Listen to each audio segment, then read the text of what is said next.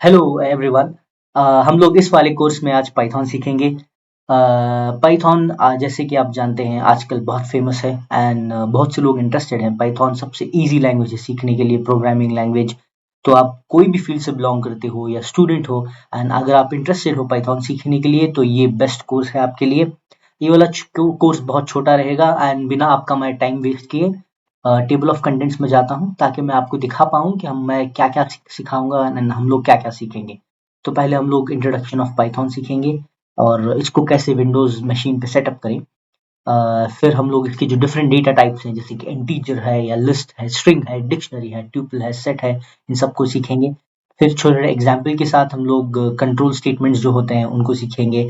फिर पाइथन के जो इनबिल्ट मेथड या फंक्शंस आप बोल सकते हो उसको हम लोग देखेंगे कौन से हैं एंड हम लोग खुद से भी एक दो फंक्शंस डिफाइन करके देखेंगे कि फंक्शंस कैसे काम करते हैं पाइथन में एंड फंक्शन को कैसे बुला सकते हैं। फिर क्लासेस और इंस्टेंस ये चीज़ होती क्या है पाइथन के अंदर हम लोग उसको देखेंगे। फाइनली हम लोग 4 प्रोजेक्ट्स बनाएँगे पाइथन के। शुरू में एक कैलकुलेटर बनाएँगे। एक पाइथन का छोटा प्रोग्राम लिखेंगे जिसके थ्रू आप एडिशन, मल्टीप्लिकेशन, डिवीज़न और सब्ट्रैक्शन कर पाएँ। फिर हम लोग एक स्क्रैपिंग का छोटा प्रोग्राम बनाएँगे। इस प्रोग्राम को यूज़ करके हम अमेज़न के वेबसाइट को स्क्रैप करके उस डेटा को लोकली सेव करके फिर से ब्राउज़र में दिखाएँगे। अ फिर हम लोग स्पेसएक्स जो कि एलन मस्क की बहुत बड़ी कंपनी है जो रॉकेट लॉन्च करती है एंड एलन मस्क ने और स्पेसएक्स ने इसके जो डेटा होता है जो जो रॉकेट लॉन्चिंग की जो डेटा होता है कि इतने रॉकेट्स हम लोगों ने इस साल भेजे हैं, तो ये वाला रॉकेट अब गया था, ये फेल हुआ, ये पास हुआ, इसका डेटा ऑनलाइन अवेलेबल है। तो हम लोग एपीआई के थ्रू इस डेटा को कॉल करके एक टेबल बना के उसमें दिखाएंगे एंड फाइनली हम लोग एक छोटा सा काउंटडाउन टाइमर बनाएंगे जैसे कि एक स्टॉप वॉच होता है। सो बिना आपका टाइम वेस्ट किए लेट्स स्टार्ट।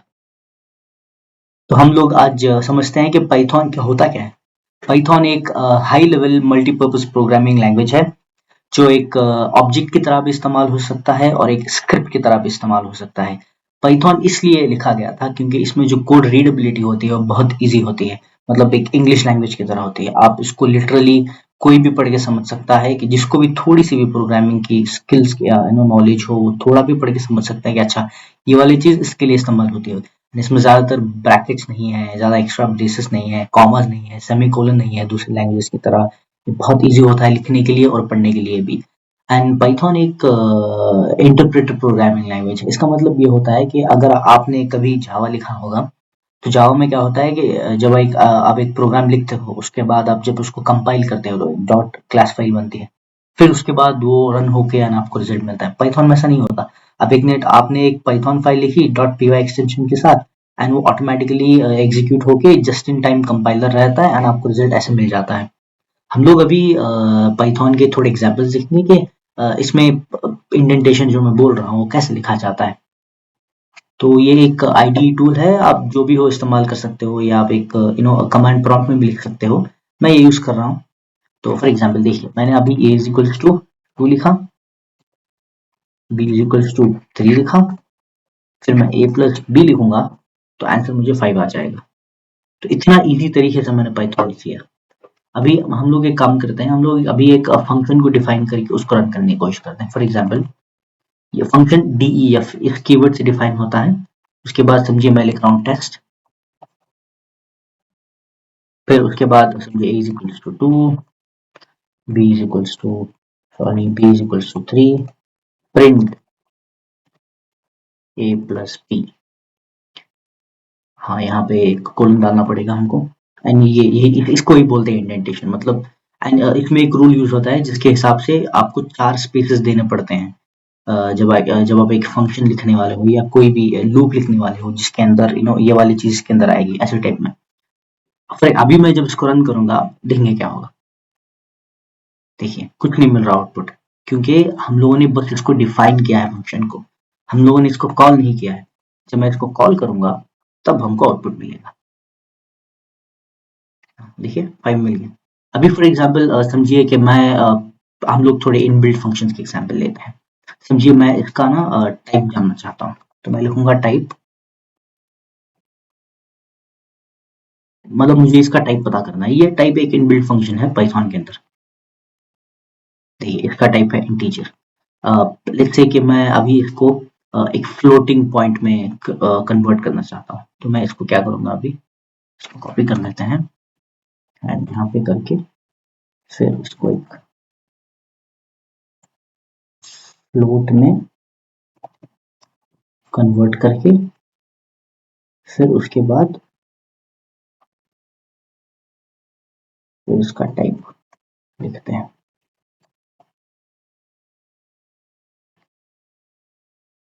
ठीक है, अभी देखिए देखिए ये फ्लोटिंग में कन्वर्ट हो गया एंड देन जब वो फ्लोट में कन्वर्ट हो जाता है तो उसका टाइप फ्लोट होता है। ये जो मैं जो ये आपको पीपीटी दिखा रहा हूँ, मैं इसका लिंक आपको डिस्क्रिप्शन में डाल दूंगा। आप उस पे जाके इसको डाउनलोड करके खुद से पढ़ सकते हो, सारे जो भी हम लोग इस कोर्स की जो भी वीडियोस बनाएंगे। एंड नेक्स्ट है हम लोग इंस्टॉल करेंगे, कैसे करें पाइथन। पाइथन इंस्टॉलेशन बहुत ईजी है, आपको बस इस लिंक पे जाना होगा, पाइथन की जो ऑफिशियल वेबसाइट है। इसमें कुछ क्या बोलते हैं, कुछ रॉकेट साइंस नहीं है। यहाँ पे जाके आप डाउनलोड कीजिए, बस ऑटोमेटिकली आ जाएगा। अगर आपको देखना है कि आप कौन सा वाला डाउनलोड करें, ऑल रिलीजेस, या आप यहाँ पे जाके विंडोज भी सिलेक्ट कर सकते हैं। फॉर एग्जांपल एक 64 बिट है आपका अगर कंप्यूटर, तो यहाँ पे जाके देखिए ऑटो में डाउनलोड आ जाएगा। मैंने ऑलरेडी डाउनलोड किया हुआ है तो मैं इसको डाउनलोड नहीं करूँगा, मैं आपको दिखा दूंगा कि रन कैसे करते हैं। बहुत ईजी है। यहाँ पे जाइए, उसके बाद यहाँ पे है, डबल क्लिक कीजिए, रन हो जाएगा। इस add to path path path मैं इसके लिए मैं भी एक सेपरेट वीडियो बना सकता हूँ। लेकिन पाथ ये होता है कि समझिए आपके कंप्यूटर में आप कोई चीज़ रन करने वाले हो, पाइथन प्रोग्राम रन करने वाले हो, तो अगर आप एक पाथ डिफाइन करके दे दोगे कंप्यूटर को, तो कंप्यूटर क्या करेगा कि अच्छा ये वाला पाइथन है तो ये वाला पाथ, मतलब उसको इजी से मिल जाएगा। वरना वो सारा कंप्यूटर ढूंढता रहेगा कि अच्छा इसको मैं क्या यूज करके रन करूँ, ऐसे इसकी तरह। इंस्टॉल नाउ, मैंने ऑलरेडी इंस्टॉल किया हुआ है तो I just hit no, that's it. तो ये बहुत ईजी है, रॉकेट साइंस की तरह नहीं है। आप बस जाइए वहां पे एंड देन इंस्टॉलेशन स्टार्ट कर दीजिए। Thank you so much. हम लोग अभी नेक्स्ट वाली वीडियो पे मूव करते हैं। चलिए अब हम लोग पढ़ेंगे डेटा टाइप। तो पाइथन में कौन से डेटा टाइप्स होते हैं। पहले तो जो प्रिमिटिव डेटा टाइप्स होते हैं, जो कोई भी प्रोग्रामिंग लैंग्वेजेस में रहते हैं, वो पाइथन में। फॉर एग्जांपल इंटीजर है, उसके बाद फ्लोट है, नेक्स्ट लाइन में लिख लेते हैं फ्लोट है, उसके बाद स्ट्रिंग है। ये सभी तो होते ही हैं, ये बाय डिफॉल्ट हर लैंग्वेज में होते ही हैं। अभी इसके साथ साथ क्या है, इसके साथ साथ इसको ऐसे लिख लेते हैं टीचर फ्लोटिंग। हाँ, उसके साथ साथ और क्या है, तो ये हो गया primitive type of data types. फिर एक और सेट हो गया कि जो कलेक्शंस में यूज होते हैं। फॉर एग्जांपल लिस्ट है, या ट्यूपल है, या हो गया सेट है, या डिक्शनरी है, सॉरी, या सेट है, या डिक्शनरी है, DICTO यहाँ हुआ है, हाँ। लेकिन हम लोग अभी इनको दो भागों में डिवाइड करेंगे। पहला होगा जिसको बोलते हैं immutable, immutable, and next section हो गया, इसको बोलते हैं हम लोग म्यूटेबल। ठीक है, तो इम्यूटेबल के अंदर कौन से आते हैं, तो यहाँ से ट्यूपल यहाँ से निकलेगा एंड देन ये यहाँ पे चला जाएगा। देखिए, तो इम्यूटेबल किसको बोलते हैं, इम्यूटेबल उस वाले डेटा टाइप को बोलते हैं जिसका वैल्यू आप चेंज नहीं कर सकते। फॉर एग्जांपल इंटीजर है, अगर आपने कोई वेरिएबल को कुछ नंबर दिया है, उसका वैल्यू आप चेंज नहीं कर सकते। अगर आप उसको एक और वैल्यू कुछ देंगे तो वो नया वाला वैल्यू क्रिएट हो जाएगा सेम वाले वेरिएबल के साथ, बट उसका वैल्यू चेंज नहीं होगा। मैं आपको एग्जांपल दिखाता हूँ, बस ये जान लीजिए कि इम्यूटेबल्स आर द डेटा टाइप्स जिनका वैल्यू चेंज नहीं होता, एंड म्यूटेबल्स म्यूटेबल होता है जिनका वैल्यू चेंज होता है। एंड म्यूटेबल में एक डिसएडवांटेज क्या है कि उनकी जो मेमोरी होती है वो थोड़ी सी ज्यादा होती है, एंड इम्यूटेबल्स की मेमोरी ज्यादा नहीं होती, वो एकदम फिक्स रहती है। ठीक है, तो हम लोग अभी एग्जाम्पल्स देखेंगे। तो पहले वाले हम लोग देंगे फॉर एग्जाम्पल इंटीजर। ठीक है, तो समझिए कि मैंने आई लिखा, आई लिख के मैंने लिखा 34। ठीक है, एंड सबसे बेस्ट चीज पाइथन की है कि हमको ना हम लोगों को डिफाइन नहीं करना पड़ता कि ये वाला इंट है, ये वाला स्ट्रिंग है। ये बाय डिफॉल्ट कंसिडर कर लेता है, क्योंकि इसको पता चल जाती है अच्छा हम लोग ये वाला लिख, फॉर एग्जांपल आई है 34 है। अब इसका हम लोग अगर टाइप देखेंगे तो अब देखो तो इसका टाइप होगा इंटीजर, प्रिंट लिखना होगा यहाँ पे।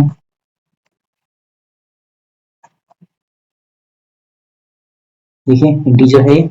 अभी हम लोग इसको चेंज करने की कोशिश करते हैं। ठीक है, तो हम लोग इसको पहले यहाँ से इसका ये निकाल लेते हैं, ठीक है।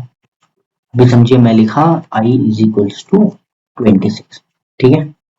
अभी मैं इसको जब प्रिंट करूंगा, एक एक मेथड होता है या एक फंक्शन होता है पाइथन में जिसके थ्रू आप उसकी एक मेमोरी लोकेशन देख सकते हो, ठीक है।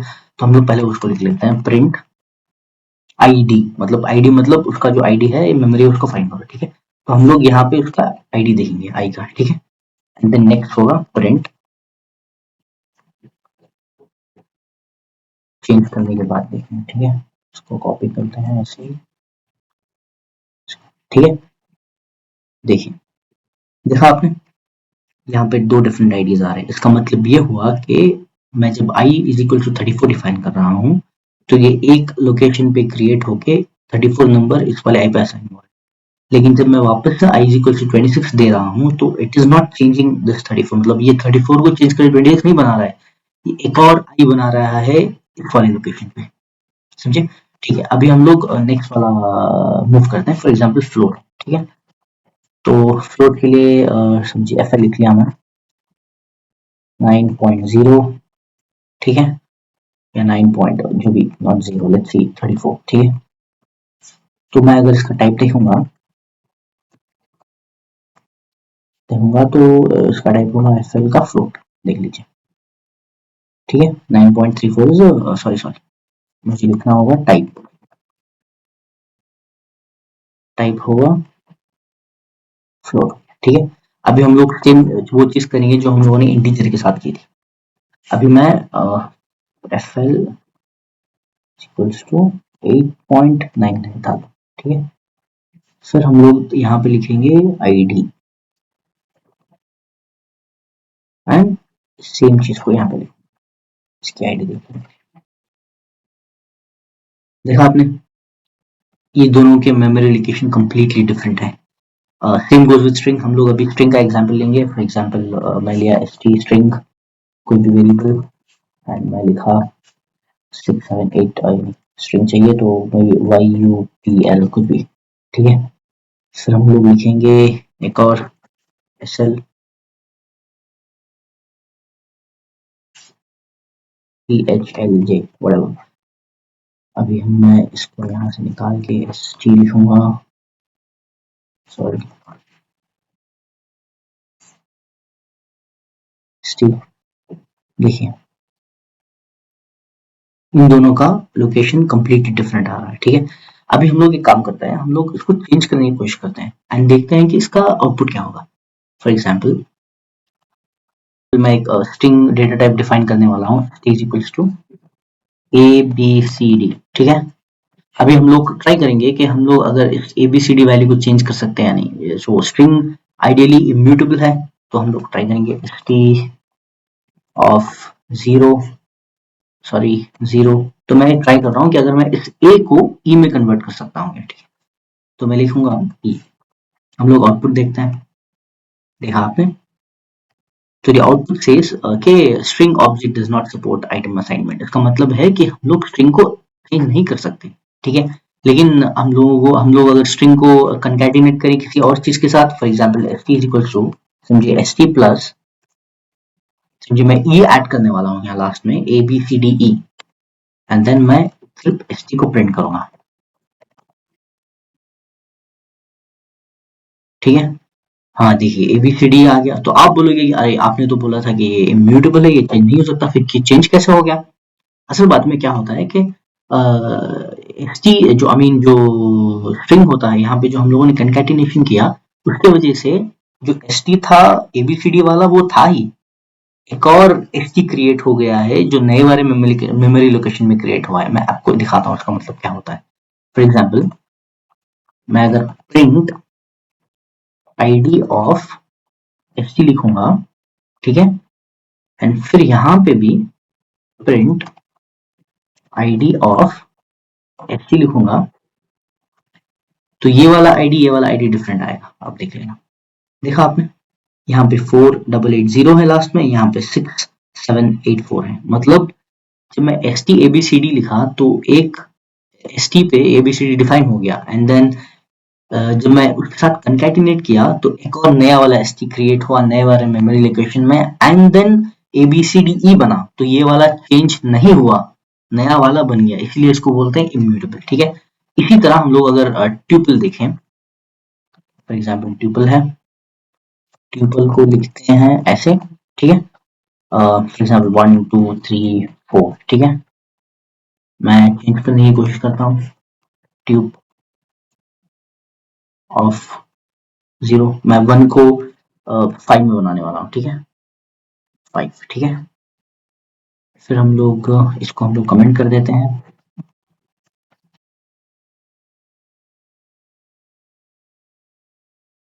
इसकी जरूरत नहीं इसको निकाल देते हैं। अभी देखते हैं इज इट पॉसिबल और नॉट।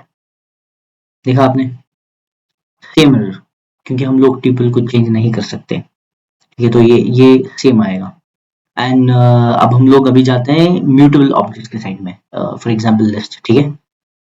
तो लिस्ट लिखते हैं LT लिखते हैं लिस्ट के लिए एंड ये डिफाइन है स्क्वायर ब्रैकेट के साथ इसको निकाल देते हैं। अभी हम लोग लिस्ट लिखते हैं लिस्ट के अंदर समझिए मैं लिख रहा हूँ कि 9 8 7 6 ठीक है। अभी मैं इसको चेंज करूंगा LT समझिए LT ऑफ 5 जो LT ऑफ 0 जो है मतलब मैं 9 को 5 में कन्वर्ट करने वाला हूँ एंड देन उसका आउटपुट देखते हैं ठीक है प्रिंट LT ठीक है। हाँ देखा आपने तो ये चेंज हो गया तो लिस्ट एक म्यूटेबल ऑब्जेक्ट है एंड जब आप एक इंटरव्यूज दोगे या कहीं पे भी जाओगे तो लोग यूजुअली आपको पूछेंगे कि लिस्ट और ट्यूपल में डिफरेंस क्या है। इसका डिफरेंस ये होता है कि फर्स्ट तो ये है कि वो लिस्ट एक म्यूटेबल ऑब्जेक्ट है एंड ट्यूपल एक इम्यूटेबल ऑब्जेक्ट है उसके साथ साथ जो भी म्यूटेबल ऑब्जेक्ट होते हैं फॉर एग्जांपल लिस्ट है या डिक्शनरी एसेट है उसमें जो मेमोरी होती है वो थोड़ा सा ज्यादा ही डिफाइन होती है। तो जो प्रोग्राम या पाइथन क्या करता है जब हम लोग एक लिस्ट को डिफाइन करते हैं उसमें थोड़ी ज्यादा मेमोरी दे देता है क्योंकि there are chances of addition मतलब लिस्ट को हम लोग चेंज कर सकते हैं या उसको बड़ा कर सकते हैं उसको छोटा कर सकते हैं तो उसके लिए मेमोरी ज्यादा दी जाती है। लेकिन हम लोग जब एक ट्यूपल डिफाइन करते हैं या इंटीजर स्ट्रिंग तो उसके लिए एक फिक्स मेमोरी दी जाती है अच्छा ये वाला है तुमने ये वाला डिफाइन किया है इसके लिए इतनी मेमोरी है ठीक है। उसमें क्या होता है कि जो स्पीड होता है वो फास्टर होता है तो जो भी एप्लीकेशन होंगे जिसमें आपको मतलब अनचेंजेबल चाहिए चीजें तो आप ट्यूपल पे जाओगे या इम्यूटेबल ऑब्जेक्ट्स पे जाओगे। लेकिन अब जो एप्लीकेशन हैं जिनमें आपको लगता है कि अरे ये तो चेंज होगा या बढ़ेगा या घटेगा तो आप लोग उसमें म्यूटेबल ऑब्जेक्ट्स पे जाओगे ठीक है। हम लोग इसका एग्जांपल देख लेते हैं मेमोरी का ताकि आपको पता चले कि what I am telling is right और रॉन्ग। फॉर एग्जांपल अभी ये हो गया देखिए मैं लिखूंगा प्रिंट आईडी ऑफ LT ठीक है। नेक्स्ट LT ऑफ 0 हम लोगों ने चेंज कर दिया उसके बाद फिर लिखूंगा मैं प्रिंट ID ऑफ LT एक और बार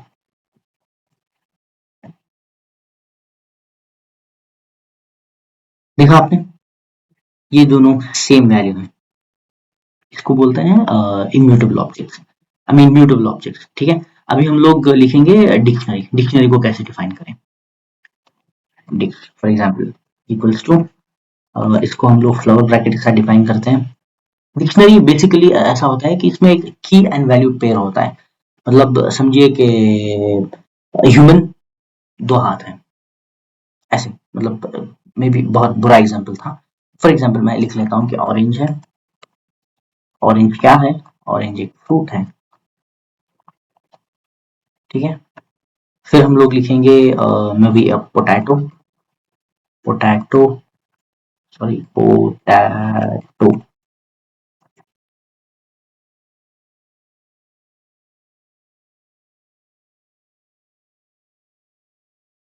पोटैटो क्या है पोटैटो एक वेज है मैं वेज लिख लेता हूँ ठीक है। तो मैं अगर प्रिंट करूंगा DICT तो आ रहा है। अभी मुझे समझिए कि मुझे प्रिंट करना है कि सिर्फ ऑरेंज क्या है तो मैं लिखूंगा इंडेक्सिंग यूज करके लेकिन ये यहाँ पे इंडेक्सिंग नहीं होता तो हम लोग हम लोगों को की का नाम लिखना पड़ता है। लिख लिया अभी देखते हैं देखिए ऑरेंज एक फ्रूट है ठीक है। अभी हम लोग समझिए आई वांट टू मतलब हम लोग चेंज करना चाहते हैं फ्रूट की वैल्यू तो मैं लिखूंगा इसको कॉपी कर लेते हैं मैं लिखने वाला हूँ कि ये फ्रूट नहीं है, राउंड फ्रूट है। ठीक है, अभी हम लोग जब मैं इसको प्रिंट करूंगा तब आप देखोगे इसकी वैल्यू चेंज होकर राउंड फ्रूट हो जाएगी।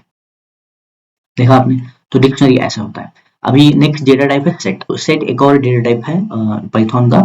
तो सेट एक अनऑर्डर्ड और अनइंडेक्स्ड डेटा टाइप बोलते हैं इसको। मतलब आप अगर आप कोई वैल्यू चेंज करना चाहते हो सेट के अंदर, तो आप इंडेक्स यूज करके चेंज नहीं कर सकते। आपको लिटरली वो वाली चीज को आपको लिख के निकालना होगा या लिख के ऐड करना होगा। ठीक है, मैं आपको एग्जांपल समझाता हूँ। फॉर एग्जांपल समझिए कि मैं एक सेट डिफाइन करता हूँ। तो सेट डिफाइन होता है ये फ्लावर ब्रैकेट के साथ। ठीक है, तो मैं लिख रहा हूँ 1 3 4 एंड देन मैं एक दो स्ट्रिंग भी लगा देता हूँ उसमें, RT फिर ABCD। ठीक है, प्रिंट करते हैं, देखते हैं। देखा आपने, तो यहाँ पे 1 3 4 5 है एंड यहाँ पे 1 ABCD आ रहा है, इसलिए इसको अनऑर्डर्ड बोलते हैं। मतलब सेट के अंदर जो वैल्यूज आप लिखते हो वो मिक्स हो जाते हैं। ठीक है, एंड एक और चीज क्या है कि सेट मतलब डुप्लीकेट चीजें आप सेट के अंदर नहीं लिख सकते, वरना सेट आपको एक ही आउटपुट देगा। फॉर एग्जाम्पल ABCD, देखिए मैं 2 ABCD लिखा हूँ, सॉरी ABCD करेक्ट, ABCD 2 लिखा हूँ। अगर मैं आउटपुट देखेंगे हम लोग तो देखिए सिर्फ एक ही ABCD आ रहा है। तो हम लोग सेट के अंदर ना डुप्लीकेट वैल्यू लिख सकते हैं, एंड सेट सेट एक अनऑर्डर्ड रहता है एंड अनइंडेक्स्ड रहता है। ठीक है, हम लोग तो फिर चेंज कैसे करेंगे सेट को? बहुत ईजी है। सेट एक इनबिल्ट फंक्शन है, set dot remove, sorry movie. फिर मैं समझिए मैं आर टी को निकालना चाहता हूँ।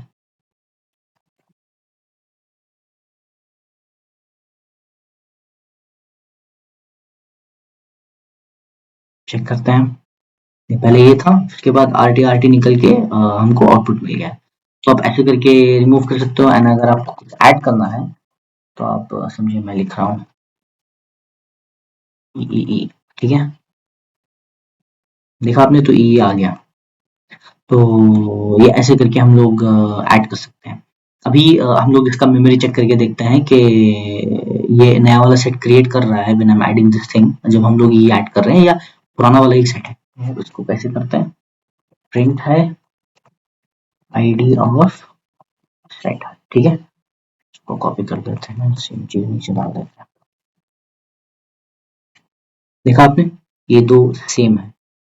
तो सेट एक म्यूटेबल है, मतलब इसको चेंज कर सकते हैं, लेकिन इसको इंडेक्स यूज करके चेंज नहीं कर सकते। ये अनऑर्डर्ड है क्योंकि इसमें जो वैल्यूज होते हैं वो मिक्स होते रहते हैं, एंड डुप्लीकेट वैल्यूज हम लोग इस्तेमाल नहीं कर सकते। Thank you so much. ये हम लोग ये जो बेसिक डेटा टाइप्स हैं हम लोगों ने उस पर बात कर ली। हम लोग नेक्स्ट बात करेंगे कंट्रोल स्टेटमेंट्स। हेलो एवरीवन, आज हम लोग सीखने वाले हैं कंट्रोल स्टेटमेंट्स। तो कंट्रोल स्टेटमेंट्स में हम लोग क्या क्या सीखेंगे? आज हम सीखेंगे इफ क्या होता है, फॉर, ब्रेक, कंटिन्यू और व्हाइल क्या होता है। और दो तीन हैं जैसे कि डू व्हाइल है या स्विच है, लेकिन हम लोग बस इन पांच को सीखेंगे आज। तो कंट्रोल स्टेटमेंट्स होता क्या है? मैं आपको एक रियल केस सिनेरियो का एग्जांपल देता हूँ। समझिए कि आप एक एक कैब बुक कर रहे हो या कोई ऑटो बुक कर रहे हो ओला या उबर यूज करके। तो समझिए आपने एप्लीकेशन खोला और आपने देखा कि अच्छा मुझे ऑटो चाहिए, तो सारे ऑटो के ऑप्शंस आपको दिखाई देंगे, फिर आप अपना ऑटो सेलेक्ट करोगे एंड चले जाओगे। वैसे ही अगर आपने कार सेलेक्ट किया तो सारे कार के ऑप्शन दिखाओगे, देखेंगे। तो ये अगर जो है कि अगर इफ किसी ने ऑटो सेलेक्ट किया तो ऑटो के ऑप्शन दिखाओ, अगर इफ किसी ने कार सेलेक्ट किया तो कार के ऑप्शन दिखाओ। ये सभी जो चीजें होती हैं जो कोड को एक जगह फ्लो करती है, एक दिशा में लेके जाती है या दूसरी दिशा में लेके जाती है, इनको बोलते हैं कंट्रोल स्टेटमेंट्स। तो ये सारे जो कंट्रोल स्टेटमेंट्स हैं, इनको यूज करके कोड को हम लोग एक या दूसरी दिशा में, जैसे कि एल्गोरिथम्स में होता है, हम लोग एक से दूसरी दिशा में इनको टर्न करके लेके जाके फिर कोड अपने तरीके से डिजाइन कर सकते हैं। तो सबसे पहले हम लोग इफ के बारे में लिखेंगे। समझिए कि दो इनपुट्स हैं A and B. For example समझिए ए है, ओके इसको ले लेते हैं ऐसे इनपुट में,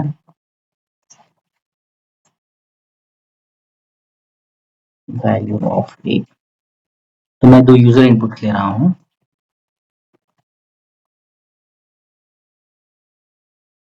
वैल्यू ऑफ बी।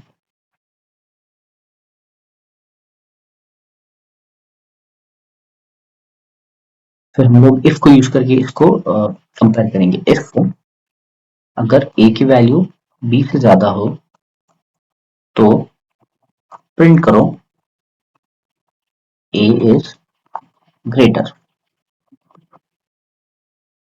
नहीं, अगर बी की value and there is something called elif, तो मैं इसीलिए एलिफ लिख रहा हूँ। मतलब समझिए कि अगर आप मल्टीपल कंडीशंस देना चाहते हो तो आप एलिफ यूज करोगे, लेकिन अगर आप एक ही कंडीशन है दूसरे में एल्स चाहते हो तो एल्स यूज करोगे। अगर आपने एक ही कंडीशन है तो मैं आपको दिखाता हूँ। अगर बी की वैल्यू ए से ग्रेटर है तो ई इज ग्रेटर। तो ये दो कंडीशंस हो गई, लेकिन अगर कुछ और है तो इससे अगर मतलब इससे डिफरेंट क्या हो सकता है कि ये बी से ग्रेटर हो सकता है, बी ए से ग्रेटर हो सकता है, या दोनों सेम हो सकते हैं। तो प्रिंट बोथ आर इक्वल। ठीक है, तो हम इसको रन करते हैं। एरर है क्योंकि मैंने यहाँ पे कोलन मिस कर दिया था। तो ए की वैल्यू समझिए कि 5, बी की वैल्यू 6। हाँ, तो बी इज ग्रेटर। हम लोग वापस से रन करते हैं। ए की वैल्यू 6 और बी की वैल्यू भी 6, बोथ आर इक्वल। तो ऐसे इफ मतलब इफ स्टेटमेंट काम करता है। अब लोग हम नेक्स्ट मूव करेंगे फॉर के लिए। तो फॉर इसके लिए होता है, समझिए आपके पास एक लिस्ट ऑफ आइटम्स है एंड आपको हर एक आइटम के अंदर जाके आपको फाइंड करना है कि है क्या। या अगर आप जो भी लिस्ट ऑफ आइटम्स हैं उतने अगर आप इटरेशंस करना चाहते हो। For example easy easy example लेते हैं। समझिए आपके पास है एक list of item, list of integers है 1, 2, 3, 5 एंड देन आप प्रिंट करना चाहते हो इन आइटम्स को। तो आप इसको प्रिंट कैसे करोगे? एक तो है कि आप डायरेक्ट प्रिंट लिख दो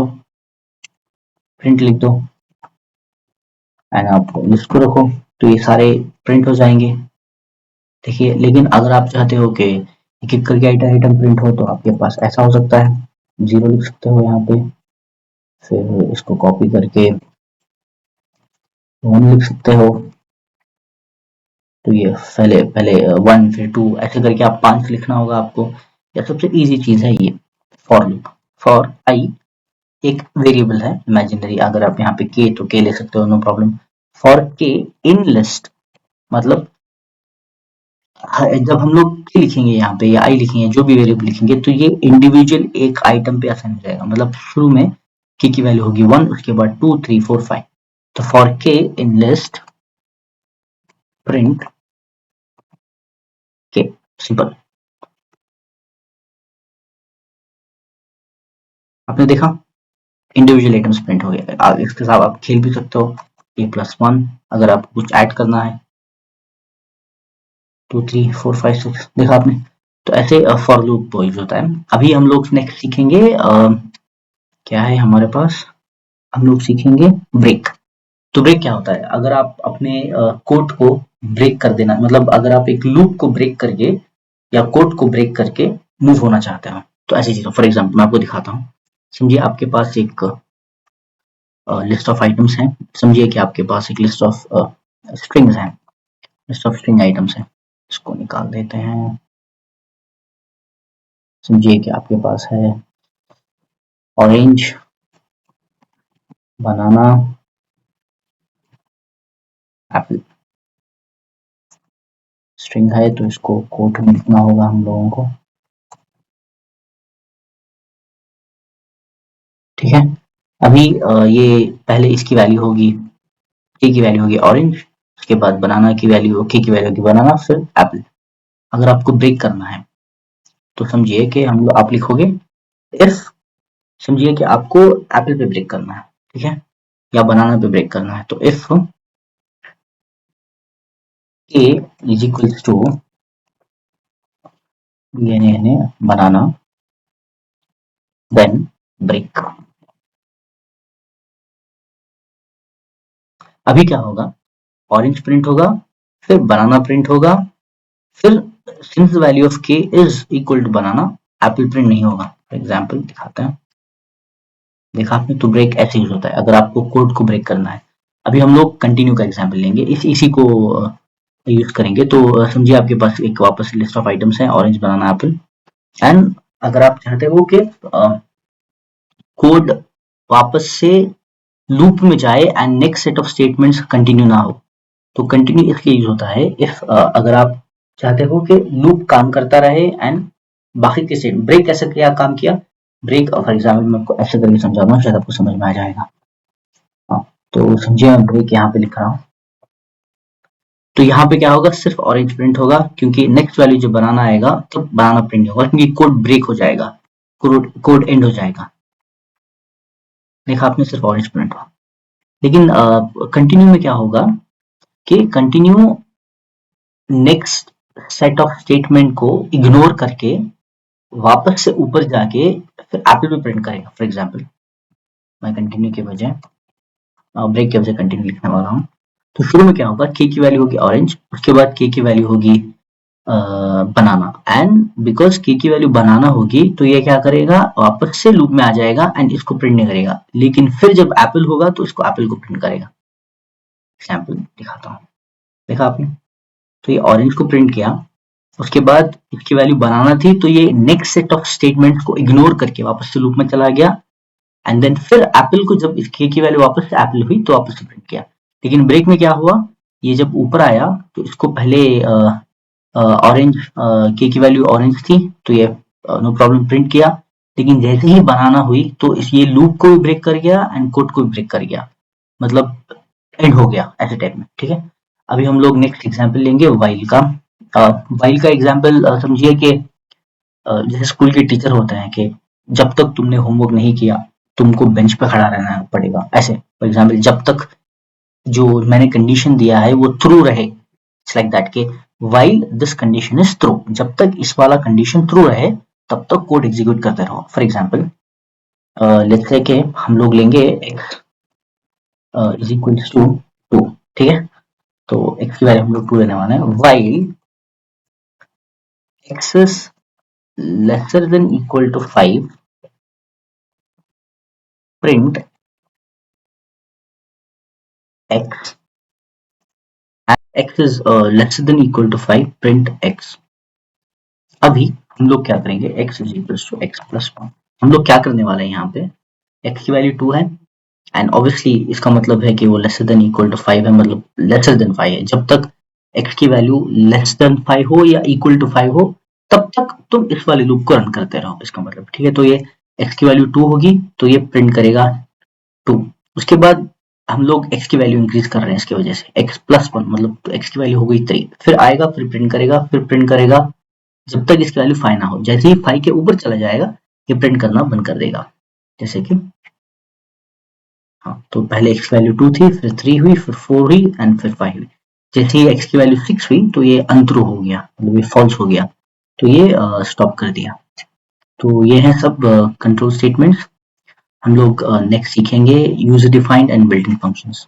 हम लोग नेक्स्ट समझेंगे कि यूजर डिफाइंड फंक्शंस और बिल्ट इन फंक्शंस क्या होते हैं। समझिए कि आप एक कोड लिख रहे हो एंड आप चाहते हो कि उस कोड को मैं रिपीटेटिव बार बार कॉल करूं, तो आप वापस सारा कोड लिखने से बेहतर है कि आप उसको एक फंक्शन के अंदर लिखो एंड देन बस आप उस फंक्शन को कॉल करोगे तो सारा कोड वापस से कॉल हो जाएगा। एंड जब आप अपने खुद से एक फंक्शन लिखते हो तो उसको बोलते हैं यूजर डिफाइंड फंक्शन।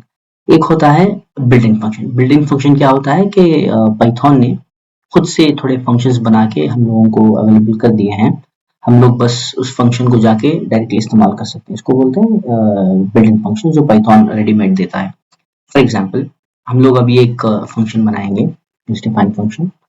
तो यूजर डिफाइंड फंक्शन हमेशा स्नेक केस में लिखा जाता है। स्नेक केस का मतलब होता है कि आपने लिखा कि माय नेम इज, मतलब जो भी एक फर्स्ट वर्ड होगा वो लोअर केस में शुरू होगा एंड देन हर एक वर्ड के बीच में एक अंडरस्कोर आएगा। ठीक है, तो ऐसे होगा।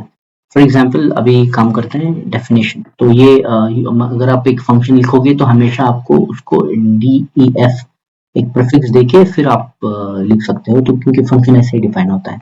समझिए आप लिख रहे हो माई, ठीक है, कोलन आएगा एंड देन आपका एक फंक्शन डिफाइन हो गया है। समझिए आप अभी लिखोगे कि ए प्लस बी, हाँ सॉरी, तो ये ब्रैकेट आएगा यहाँ पे फंक्शन में हमेशा। समझिए आप लिखोगे sum is equals to A plus B, ठीक है, फिर इंटर प्रिंट सम, ठीक है। अभी ये ए एंड बी क्यों रेड आ रहा है, क्योंकि हम लोग इसके अंदर एक दो वैल्यूज पास करेंगे। मैं समझाता हूँ इसका मतलब क्या है। ये कॉमा बी, ठीक है, वो रेड चला गया।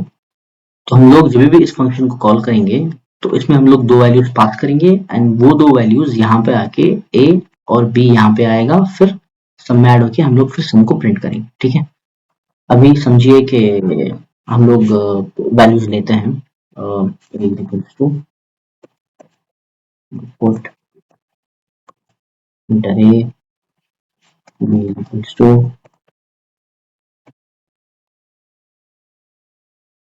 पुट इंटर बी, ठीक है। अभी हम लोग इसको कॉल करके देखते हैं कि ये करता क्या है, ठीक है।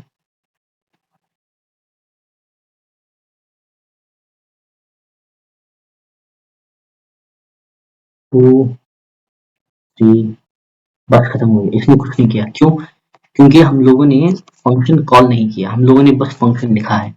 तो अगर आप चाहते हो कि ये कोड या आप जो भी कोड लिखो ये फंक्शन के अंदर वो एग्जीक्यूट हो एंड आपको आउटपुट मिले, तो आपको पहले फंक्शन को कॉल करना होगा। फॉर एग्जाम्पल मैं लिखूंगा माई फंक्शन, सॉरी,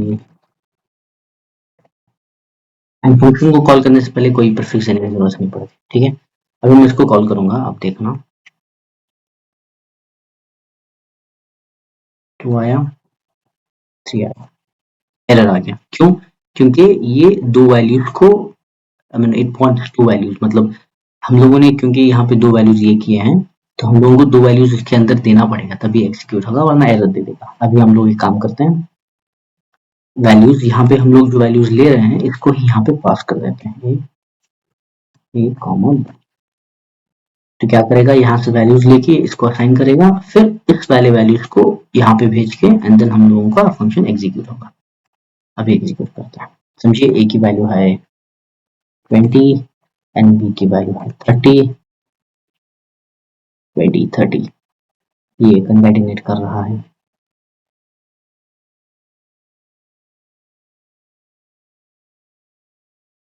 ओके, हम लोग इसको इंट में कन्वर्ट करते हैं।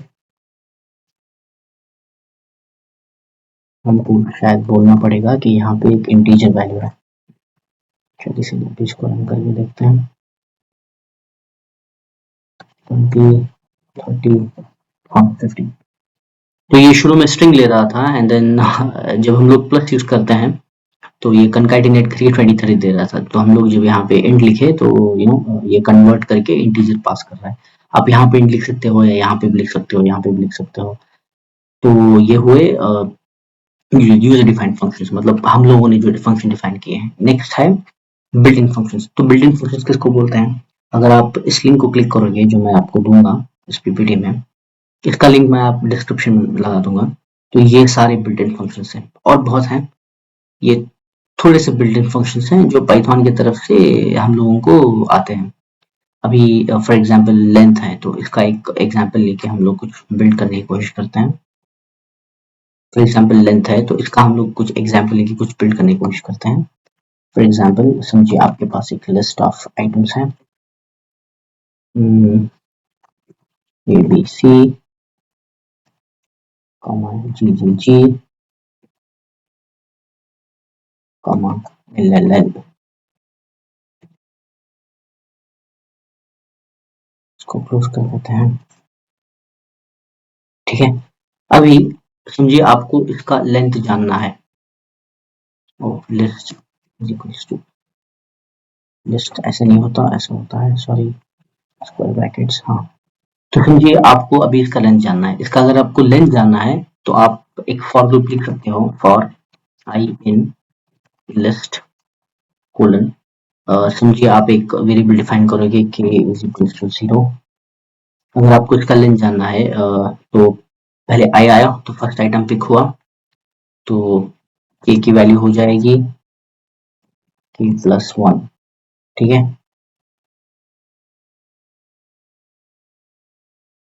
एंड वो प्रिंट कर देगा के, ठीक है। एंड देन जब मैं रन करूंगा तो देखना ये बोल रहा है कि अच्छा के की वैल्यू 3, मतलब 3 है, मतलब इसका जो लेंथ है वो 3 है। समझिए मैं अभी एक और ऐड करूंगा यू एंड रन करूंगा तो ये 4 प्रिंट करेगा, बताएगा कि इसकी वैल्यू 4 है। अभी जो बिल्ट इन फंक्शन है उसका फायदा क्या होता है, वो बहुत ईजी होता है। इस सारे कोड को मैं डिलीट करूंगा, बस लिखूंगा print length of list, that's it.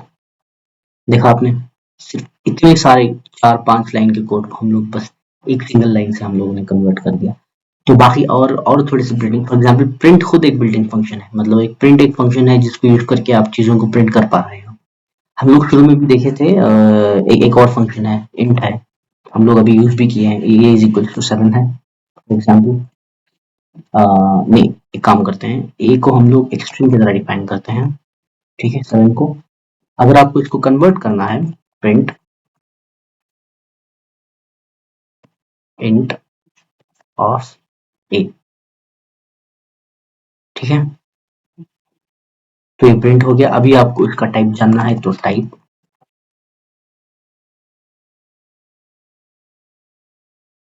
देखा आपने इंटीजर, तो हम लोगों ने एक स्ट्रिंग को लिया एंड इंटीजर में कन्वर्ट कर दिया। लेट्स से आपको एक इंटीजर को आपको अगर स्ट्रिंग में कन्वर्ट करना है तो आप लिखोगे str, ठीक है। देखा आपने, तो आपने एक इंटीजर को स्ट्रिंग में, तो ये भी एक बिल्ट इन फंक्शन है। प्रिंट एक बिल्ट इन फंक्शन है, हम लोगों ने इनपुट यूज किया है, जो वैल्यूज को हम लोग लेते हैं तो वो भी एक बिल्ट इन फंक्शन है। ऐसे बहुत से बिल्ट इन फंक्शन है, फॉर एग्जांपल रिवर्स एक है, राउंड अप है, राउंड अप वैल्यूज को अगर डॉटेड वैल्यू है तो उसको राउंड करके आपको रिजल्ट देगा। बहुत से बिल्ट इन फंक्शंस हैं, आप उस पर क्लिक करके थोड़े से इजी होंगे, थोड़े से डिफिकल्ट होंगे, अगर आप उसके नोट्स पढ़ोगे तो एग्जाम्पल्स के साथ तो आप समझ जाओगे कि बिल्ट इन फंक्शन क्या होता है।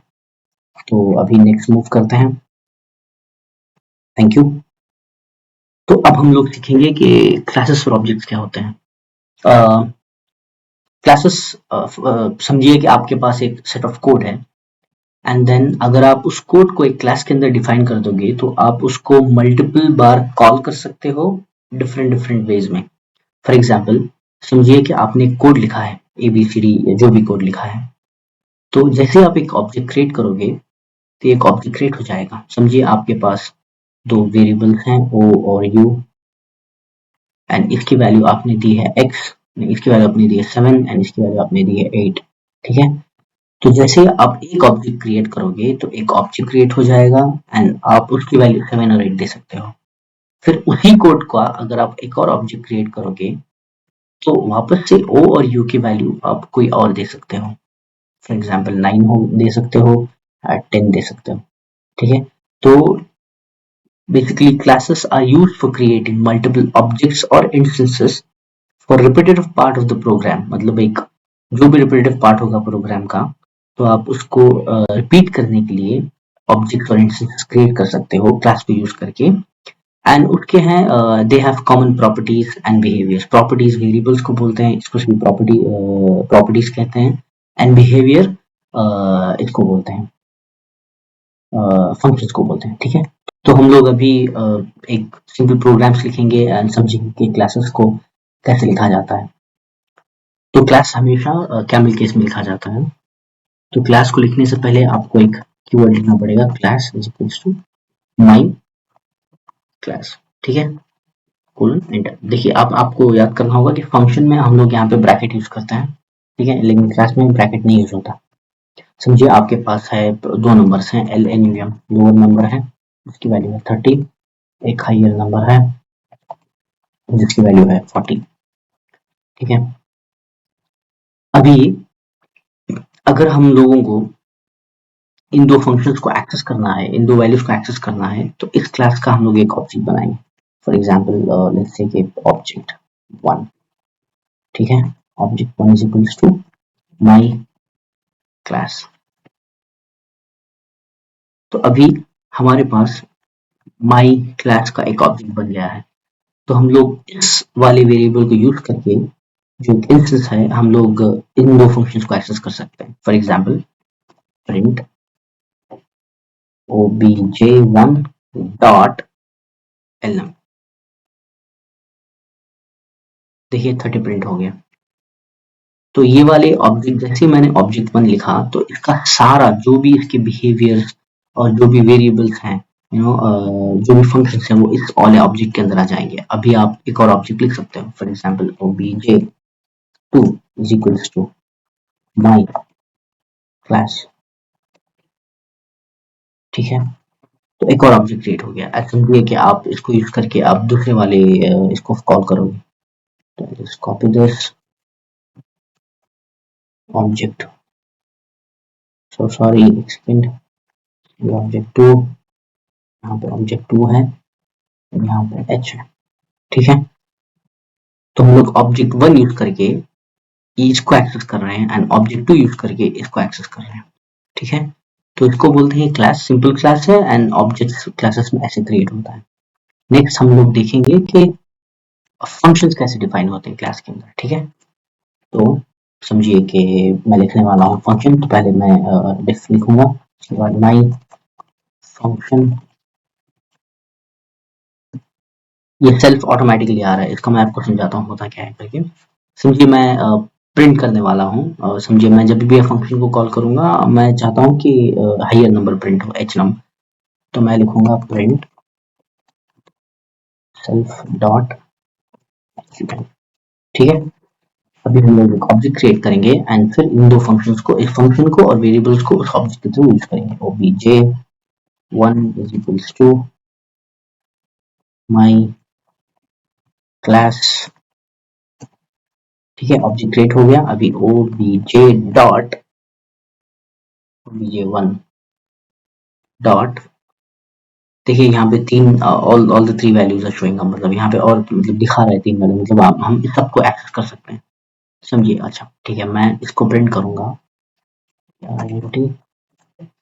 obj1 यूज करके लोअर नंबर को प्रिंट करूंगा एंड फिर फंक्शन को यूज करके हायर नंबर को प्रिंट करूंगा, obj1 डॉट फंक्शन, ठीक है।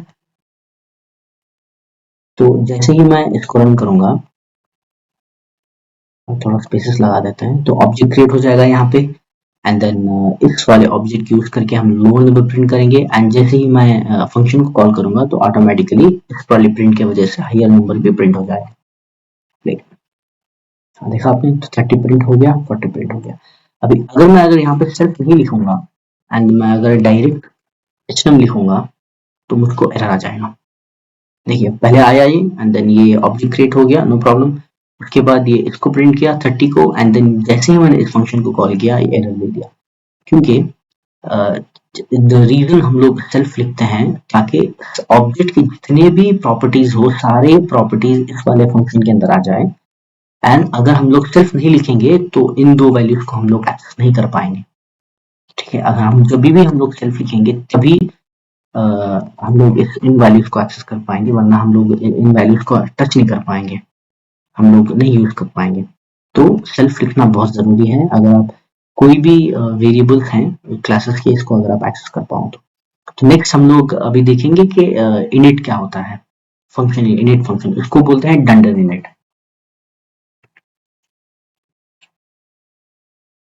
तो इसको बोलते हैं डंडर इनिट, इसको ऐसे लिखा जाता है, स्पेस अंडरस्कोर अंडरस्कोर INT फिर अंडरस्कोर फंक्शन ओपन किया एंड देन एंटर किया, ठीक है, सॉरी, ठीक है। तो डंडर इनिट इसलिए यूज हो जाता है, समझिए कि जब भी आप एक ऑब्जेक्ट क्रिएट करो इस क्लास का, तो आप चाहते हो कि इसमें मैंडेटरी इस वाले इंफॉर्मेशन को कॉल किया ही जाएगा। समझिए कि मैंने जो उबर का एग्जाम्पल दिया था, आप एक कार बुक करने वाले हो, ठीक है। जब भी आप एक कार बुक करोगे तो उसमें मैंडेटरी होगा कि आप पिकअप और ड्रॉप लोकेशन डालो। बिना पिकअप और ड्रॉप लोकेशन के आपकी बुकिंग होगी ही नहीं। तो अगर आप चाहते हो कि कोई मैंडेटरी चीज है, आप अगर चाहते हो कि इस वाले ऑब्जेक्ट को कॉल कॉल करना है तो दो मैंडेटरी चीज या एक मैंडेटरी चीज देनी ही पड़ेगी, तभी ये ऑब्जेक्ट क्रिएट भी होगा।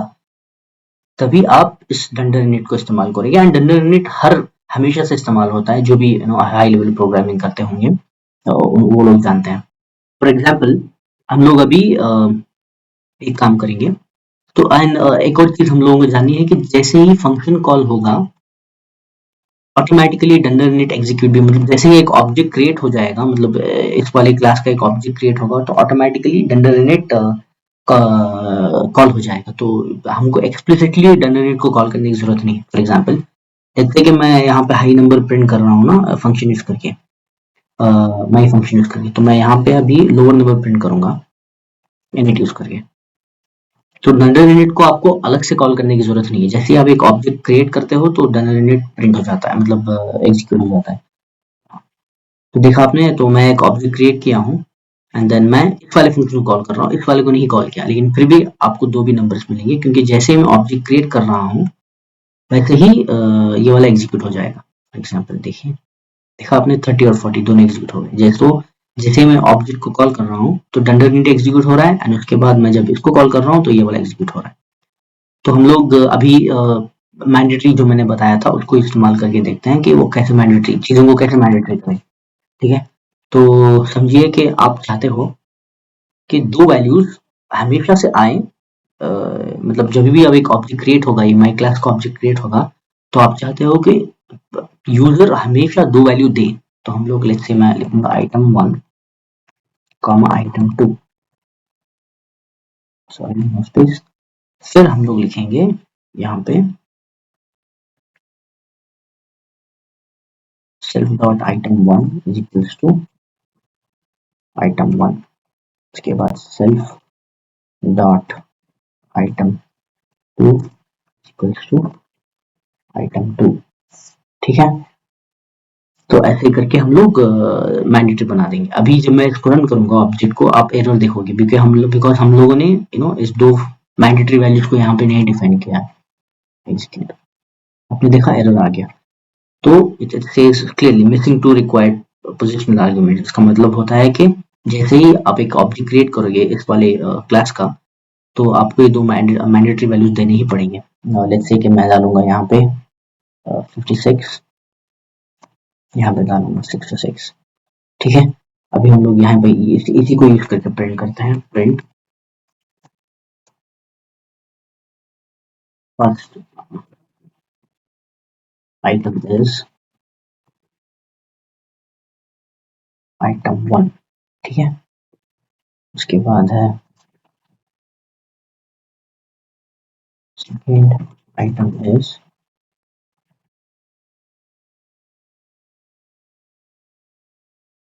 Item 2। Execute. Invalid syntax, perhaps you forgot a comma, कहीं पे मैंने कॉमा मिस कर दिया है। कॉमा हियर,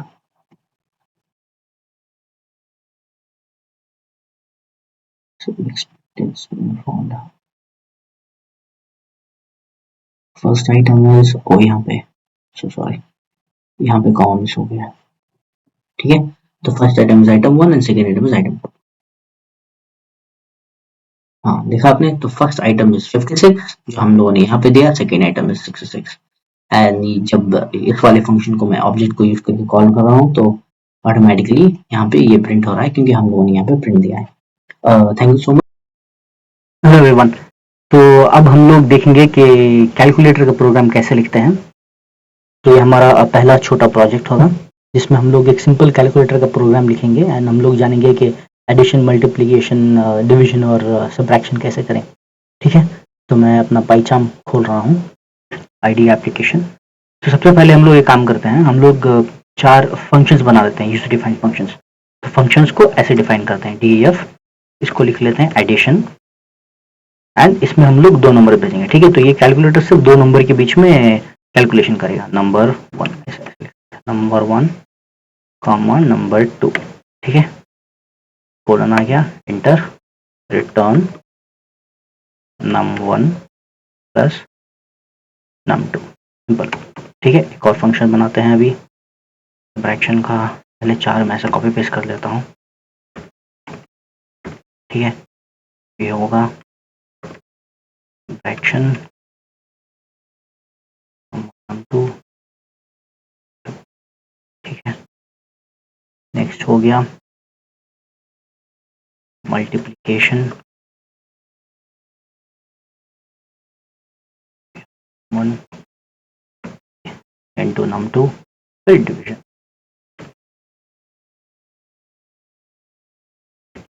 डिवीजन है num1 num1 divided by num2, ठीक है। अभी हम लोग इनपुट्स लेते हैं, तो इनपुट के लिए हम लोगों को क्या लिखना है, input enter 2 numbers for calculation, फिर 2 numbers for calculation num1 input enter number 1, ठीक है। फिर हम इसको इंटीजर में कन्वर्ट कर देंगे, वरना क्या होता है कि ये इनपुट फंक्शन जो लेता है वो स्ट्रिंग में रखता है, ठीक है। हो गया, उसके बाद नंबर 2 इक्वल्स टू इंटीजर की इनपुट एंटर 2, तो 2 नंबर्स आ गए। फिर हम लोग उनको बोलेंगे कि ऑपरेशन सेलेक्ट करो, तो इनपुट लिखते हैं, नहीं ये प्रिंट लिखते हैं इसको, सॉरी ये प्रिंट आएगा, क्योंकि यहाँ पे हम लोग इनपुट नहीं ले रहे हैं, बस उनको बता रहे हैं कि ये एंटर, ये नंबर 1 नंबर 2 है, ठीक है। तो ये हो जाएगा प्रिंट, सॉरी। फिर एक और प्रिंट लिखते हैं, तो उनको बोलते हैं कि सेलेक्ट नंबर 1 2 3 4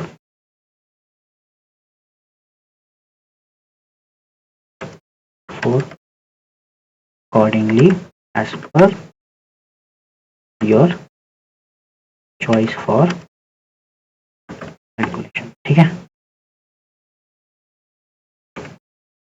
फिर लोगों को बोलते हैं, फिर इनपुट लेते हैं, ठीक है, चॉइस इनपुट, इसको भी हम लोग इंटीजर में कन्वर्ट कर देंगे। फिर हम लोग लिखेंगे सेलेक्ट 1, कोट में आएगा ये, सेलेक्ट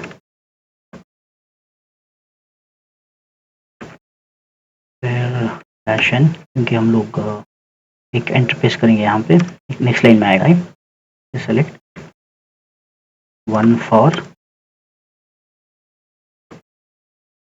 एडिशन, फिर नेक्स्ट लाइन 2 फॉर सब्ट्रैक्शन, फिर नेक्स्ट लाइन 3 फॉर मल्टीप्लिकेशन, फिर नेक्स्ट लाइन 4 फॉर डिवीजन, ठीक है। सिंपल चीज़ है। अभी हम लोग ऑप्शंस के हिसाब से करेंगे, हम लोग अब अभी जो कंडीशनल स्टेटमेंट मैंने आपको सिखाया था, इफ लोग उसको यूज करेंगे, इफ चॉइस इक्वल्स टू 1, तो हम लोग क्या करेंगे, हमारे हमारे जो रिजल्ट होगा उसको इस वाले फंक्शन में पास करेंगे। तो कैसे पास करते हैं, एडिशन, ठीक है, ये हमारा फंक्शन नेम है ADD, अच्छा मैंने आई मिस कर दिया यहाँ पे, addition num1 comma num2 and print number1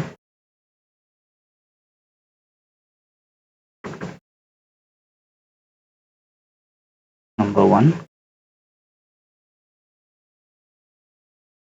ऐसे प्रिंट करते हैं num1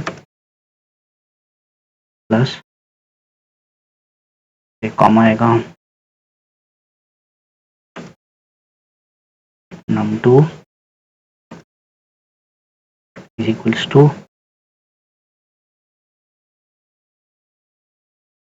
यहाँ पे भी एक कॉमा आएगा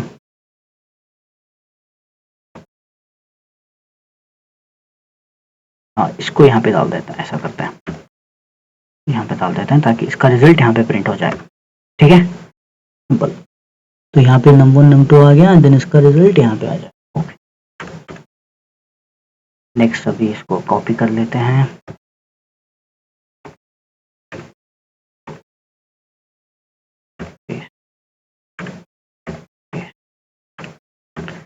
ये होगा एलिफ क्योंकि अगर ये नहीं तो ये ऐसा एलिफ हो जाएगा ये एलिफ एलिफ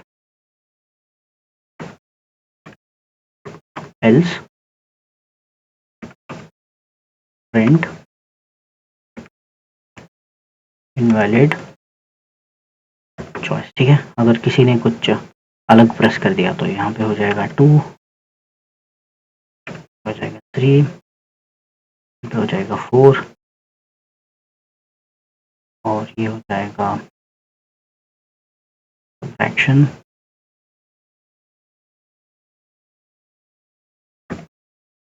ठीक है थोड़ा नीट लगेगा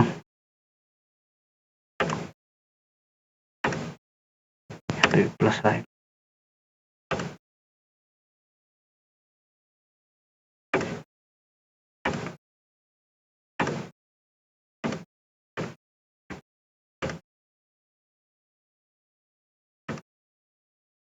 ठीक है सब्ट्रैक्शन हो गया नेक्स्ट मल्टीप्लिकेशन कम ऑन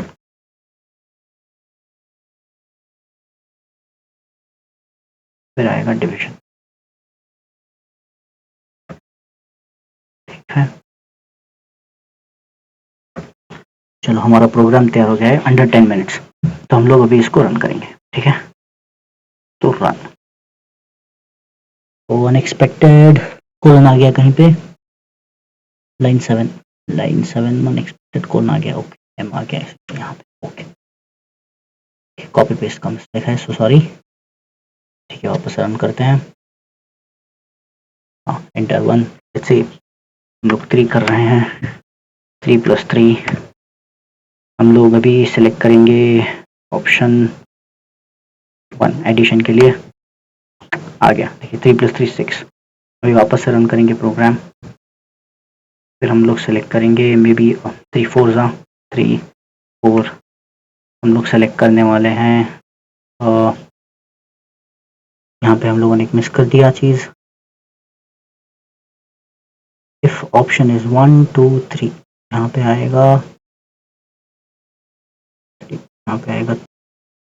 ये हो गया करेक्टेड यहाँ पे 2 आ गया था ये 3 हो गया मैं प्रोग्राम को रीरन करता हूँ पहले इसको स्टॉप कर लेते हैं रीजन तो हम लोग करेंगे 3 4 एंड देन हम लोग करेंगे अभी मल्टीप्लिकेशन तो ऑप्शन 3 देखा आपने 3 × 4 = 12 प्लस साइन है यहाँ पे छोटे मोटे मिस्टेक्स हैं इसको करेक्ट कर सकते हैं हम लोग जैसे कि यहाँ पे आएगा माइनस पे आएगा 2 और यहाँ पे आएगा डिवीजन का साइन ठीक है फिर से रीरन करते हैं इसको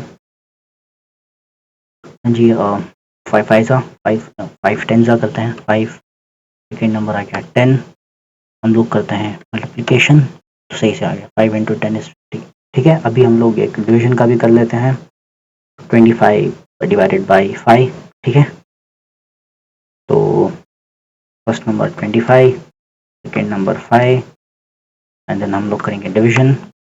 टाटा, आ गया। तो ये हो गया आपका छोटा सा कैलकुलेटर। तो आई होप आप लोग एंजॉय करें इस वीडियो को। प्लीज़ देखिए, स्कूल के प्रोजेक्ट्स वगैरह हैं, बच्चे इसको देख के टीचर्स को दिखा सकते हैं। Thank you so much, bye. चलिए आज हम लोग देखते हैं कि स्क्रैपिंग कैसे करते हैं। तो हमारा जो पहला प्रोजेक्ट था वो था कैलकुलेटर, एंड ये जो दूसरा प्रोजेक्ट है वो है how do we scrape a website. तो सबसे पहले हम लोग समझते हैं कि व्हाट इज स्क्रैपिंग, मतलब स्क्रैपिंग किसे कहते हैं। समझिए कि आपके एक कंपनी है जो अमेज़न, फ्लिपकार्ट, मीशो के डेटा को कंपेयर करती है। फॉर एग्जांपल समझिए कि आपको एक वॉशिंग मशीन खरीदना है, ठीक है? तो आप क्या करोगे, मैन्युअली जाके अमेज़न में देखोगे कि हाँ, इसका प्राइस इतना है। फिर आप फ्लिपकार्ट में जाओगे, इसका प्राइस इतना है। फिर आप मीशो या कोई भी और वेबसाइट में जाके देखोगे, रिलायंस डिजिटल में जाके देखोगे कि इसका प्राइस इतना है, एंड फिर आप कंपेयर करके अच्छा, तो ये प्रोडक्ट यहाँ पे सस्ते में मिल रहा है। समझिए कि वो एक वेबसाइट है जो ये कर रही है काम आपके लिए ऑलरेडी। तो ऐसे वेबसाइट्स वगैरह कैसे पुल करती हैं डेटा? तो वो क्या करती हैं, अमेज़न में जाएगी, वहाँ का जो डेटा है वो रियल टाइम पुल करके लेके आके अपने वेबसाइट में दिखाएगी। सिमिलरली वो फ्लिपकार्ट में और रिलायंस डिजिटल में भी जाएगी, पुल करके दिखाएगी। तो ये जो डेटा पुलिंग जो है, दूसरे वेबसाइट्स में जाके जो इन्फॉर्मेशन निकाला जाता है, उसको बोलते हैं स्क्रैपिंग। तो स्क्रैपिंग में ये लोग ऐसे डेटा पुल करके बेच भी सकते हैं, या डेटा पुल करके कोई और वेबसाइट को बेच सकते हैं, या डेटा पुल करके एनालाइज कर सकते हैं। एंड एक और एग्जांपल, फॉर एग्जांपल समझिए आप ना कहीं पे फ्लाइट में जाना चाहते हो, तो आप अगर देखोगे तो समझिए बैंगलोर बैंगलोर टू दिल्ली फ्लाइट, ठीक है? फ्लाइट गूगल, हाँ, देखिए अगर मैं यहाँ पे जाऊँगा अभी तो आप देख सकते हो, तो बैंगलोर के दिल्ली जो फ्लाइट्स हैं उसके गूगल कितने डिफरेंट डिफरेंट हमारे पास टाइमिंग दे रहा है, एंड राउंड ट्रिप दे रहा है, सारा इन्फॉर्मेशन दे रहा है। ये सभी कहाँ से आ रहा है, गूगल के पास। तो गूगल खुद स्क्रैप करता है। तो इसको बोलते हैं मेटा पार्टनर्स करके बोलते हैं, मेटा करके बोलते हैं, फ्लाइट मेटास, जो दूसरे सारे वेबसाइट्स या एयरलाइंस का डेटा कंपेयर करके आपको दिखाएगा, ताकि आप सस्ते में कहीं से भी फ्लाइट ले पाओ, ठीक है? तो ये एक एग्जांपल हो गया जहाँ पे गूगल डेटा कंपेयर करता है। तो this is also done through scraping. तो समझिए एक और एग्जांपल है स्क्रैपिंग का कि समझिए कि आपके स्कूल में आपको बोला गया है कि एक एचटीएमएल टेक्नोलॉजी यूज करके एक छोटा सा वेब पेज बनाए, ठीक है? तो आप फॉर एग्जांपल आपके पास दो ऑप्शंस हैं, या तो आप पूरा जीरो से लिखना शुरू करोगे कि हाँ, एचटीएमएल टैग ओपन करोगे, क्लोज करोगे एवरीथिंग, या आप क्या करोगे, समझिए आपको एक नेटफ्लिक्स का जो होम पेज वो पसंद है, एंड आपका जो एचटीएमएल पेज है आप वो उस फॉर्मेट में बनाना चाहते हो। तो आप स्क्रैपिंग यूज करके उसका जो एचटीएमएल डेटा है, जो उसका जो सोर्स है, उसको आप पुल करके फिर उसमें थोड़े वेरिएशन करके भी दिखा सकते हो, ठीक है? तो हम लोग आज बहुत सिंपल सा एक प्रोग्राम करेंगे जहाँ पे हम लोग गूगल की जो सर्च है उसका डेटा पुल करके हमारे लोकली कंप्यूटर में सेव करके हम लोग उसको ओपन करेंगे, एंड देन एक नेटफ्लिक्स के जो होम पेज है उसका भी डेटा, उसका भी होम पेज का जो सोर्स कोड है, जो एचटीएमएल जो डेटा होता है उसको पुल करेंगे। एंड देन हम लोग ये भी देखेंगे कि उसको एक एक पैकेज होता है पाइथन में जिसका नाम है ब्यूटीफुल सोप। तो हम लोग उसको यूज करके उसको थोड़ा सा फॉर्मेटिंग भी करेंगे, एंड देन एट लास्ट उस इतने जो एलिमेंट्स रहते हैं, तो उस एलिमेंट्स में से समझिए आपको एक 5 एलिमेंट्स फाइंड फाइंड करना है, तो वो कैसे फाइंड करेंगे ये सब देखेंगे, ठीक है? एंड हम लोग छोटा-मोटा आज स्टेटस कोड किसे कहते हैं वो भी समझेंगे। तो मेरा ये पाइचाम है। तो सबसे पहले ये जान लीजिए कि अगर आपको पाइथन में कोई भी जो स्क्रैपिंग करना है या कोई भी वेब पेज अगर आपको हिट करना है, तो एक पैकेज होता है जिसका नाम है रिक्वेस्ट। तो आपको पहले वो इंस्टॉल करना पड़ेगा। ऑलरेडी मेरे पास है तो मैं इंस्टॉल नहीं करूँगा, लेकिन मैं आपको दिखाऊँगा कि कैसे इंस्टॉल। आप यहाँ पे जा सकते हो पाइथन पैकेजेस में, फिर आप जाके लिखोगे रिक्वेस्ट, ठीक है? देखिए यहाँ पे है, एंड देन ये ऑलरेडी इंस्टॉल्ड है, तो मुझे ऊपर इंस्टॉल का ऑप्शन नहीं आ रहा। लेकिन समझिए कि अगर आपके पास कोई ऑप्शन, समझिए कि अगर मैं ये पैकेज इंस्टॉल करना चाहता हूँ, तो अगर मैं यहाँ पे जाके देखूँगा, तो यहाँ पे मुझे इंस्टॉल का ऑप्शन आएगा। रिक्वेस्ट फेल्ड, ये पैकेज नहीं है शायद, दूसरा देखते हैं। हाँ, देखिए यहाँ पे अगर मुझे ये पैकेज इंस्टॉल करना है तो बस मैं यहाँ पे आके इंस्टॉल पे क्लिक करूँगा, बस इतना। ऐसे करके आपको इंस्टॉल करना पड़ेगा। मेरे पास ऑलरेडी है रिक्वेस्ट, तो मैं उसको इंस्टॉल नहीं करूँगा। हम लोग अभी उसको इम्पोर्ट करेंगे। कैसे इम्पोर्ट करते हैं? फॉर एग्जाम्पल इम्पोर्ट रिक्वेस्ट, ठीक है? तो ये इम्पोर्ट हो गया है। अभी हम लोग रिक्वेस्ट यूज करके एक गूगल सर्च को हिट करेंगे। समझिए कि आप ढूंढने वाले हो पिज्जा गूगल में, ठीक है? तो समझिए, हाँ, तो ये हो गया आपका सारा एक वेब कंटेंट हो गया। एंड आप चाहते हो कि इस सारे वेब कंटेंट को आप स्क्रैप करके अपने अपने लोकल कंप्यूटर में सेव करके फिर उसको आप दिखाएं कहीं पे, तो ठीक है। तो मैं क्या करूंगा, यहाँ तक कॉपी करूंगा इसको। तो हम लोग गूगल पे जाके ये question mark Q is equals to pizza लिखेंगे, हमारी जो पहचान है इसमें। तो मैं लिखूंगा आर एक वेरिएबल है इज इक्वल्स टू रिक्वेस्ट जो हमारा पैकेज है डॉट गेट, फिर हमारा जो यूआरएल है जिसके थ्रू हम लोग पुल करने वाले हैं, ठीक है। ये आ गया, तो यहाँ पे जाके इसको हिट करेगा, ठीक है। अभी ये जो डेटा आएगा, पहले काम करते हैं हम लोग, स्टेटस देख लेते हैं कि हमारा जो हम जो डेटा पुल अभी करने वाले हैं, ये जो रिक्वेस्ट है, ये रिक्वेस्ट का जो रेस्पॉन्स है वो क्या है, मतलब वो सक्सेसफुल हुआ या वो फेल हो गया। तो हम लोग क्या करेंगे, इसके स्टेटस को सेव करेंगे, प्रिंट करेंगे, I mean request dot status underscore code, ठीक है। तो ये इनबिल्ट एक फंक्शन रिक्वेस्ट के अंदर, तो हम इसके मदद से हम लोग इसका स्टेटस पुल कर सकते हैं, ठीक है। तो पहले हम लोग देखेंगे कि पहले मैं इसको रन करके देखता हूँ, ठीक है।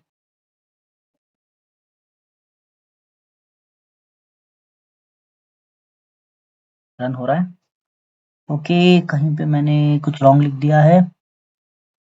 Did you mean status code, spelling wrong है। हाँ, sorry sorry sorry sorry, status spelling wrong है। वापस से रन करते हैं, तो रन हो रहा है ये। हाँ, तो स्टेटस कोड 200 मतलब हाँ, सक्सेसफुली हमारा जो रिक्वेस्ट है इस वाले यूआरएल को हिट करके वो रिस्पॉन्स दे रहा है, ठीक है। तो हम लोग अभी थोड़ा समझेंगे कि डिफरेंट टाइप्स की जो स्टेटस होते हैं वो कौन से हैं, ठीक है। तो अगर आप लोग देखोगे यहाँ पे, तो 1xx मतलब 101 या 102 हो गया। तो ये कब होता है, the request was received continuing process, मतलब आपने आपका रिक्वेस्ट रिसीव हो गया है, लेकिन और थोड़ा टाइम लगेगा आपको रिस्पॉन्स आने के लिए, ठीक है। तो अगर समझिए आपको कोई और एरर, कोई और स्टेटस कोड है, फॉर एग्जांपल हमारे केस में हमको आए 200, इसका मतलब ये है कि जैसे यहाँ पे है 200 का मतलब है कि हाँ, successful, the request was successfully receive, 200 आया, 201 आया, 202 आया। अगर आपको 300 आया तो further action needs to be taken, मतलब क्या है कि आपका रिक्वेस्ट आ गया है, हम लोग प्रोसेस कर रहे हैं, लेकिन आपको और थोड़े एक्शंस लेने पड़ेंगे, उसके बाद आपको आपका रिक्वेस्ट का रिस्पॉन्स मिलेगा, ठीक है। 400 आया, इसका मतलब ये है कि आपने जो लिखा है उसमें सिंटैक्स, आइदर सिंटैक्स एरर है या आइदर सिंटैक्स एरर है, या आपने जो वेबसाइट को आप सर्च कर रहे हो वहां पे कुछ ऑथेंटिकेशन का प्रॉब्लम है, ठीक है। तो उसके बेसिस पे भी 4xx आएगा एरर। नेक्स्ट है 500, 500 मतलब क्लाइंट साइड, मतलब द वेबसाइट इज डाउन, या कोई वेबसाइट में प्रॉब्लम है इसीलिए आपको कुछ एरर आ रहा है, ठीक है। तो इतना हो गया। अभी हम लोग काम करेंगे, हम लोगों ने जो अभी वेबसाइट हिट की है उसका जो HTML डेटा है उसको हम लोग पुल करेंगे, ठीक है। तो उसको कैसे पुल करते हैं, उसको हम लोग प्रिंट करेंगे, प्रिंट re डॉट कंटेंट, ठीक है। ये भी एक इनबिल्ट फंक्शन है रिक्वेस्ट के अंदर, प्ले मतलब रन।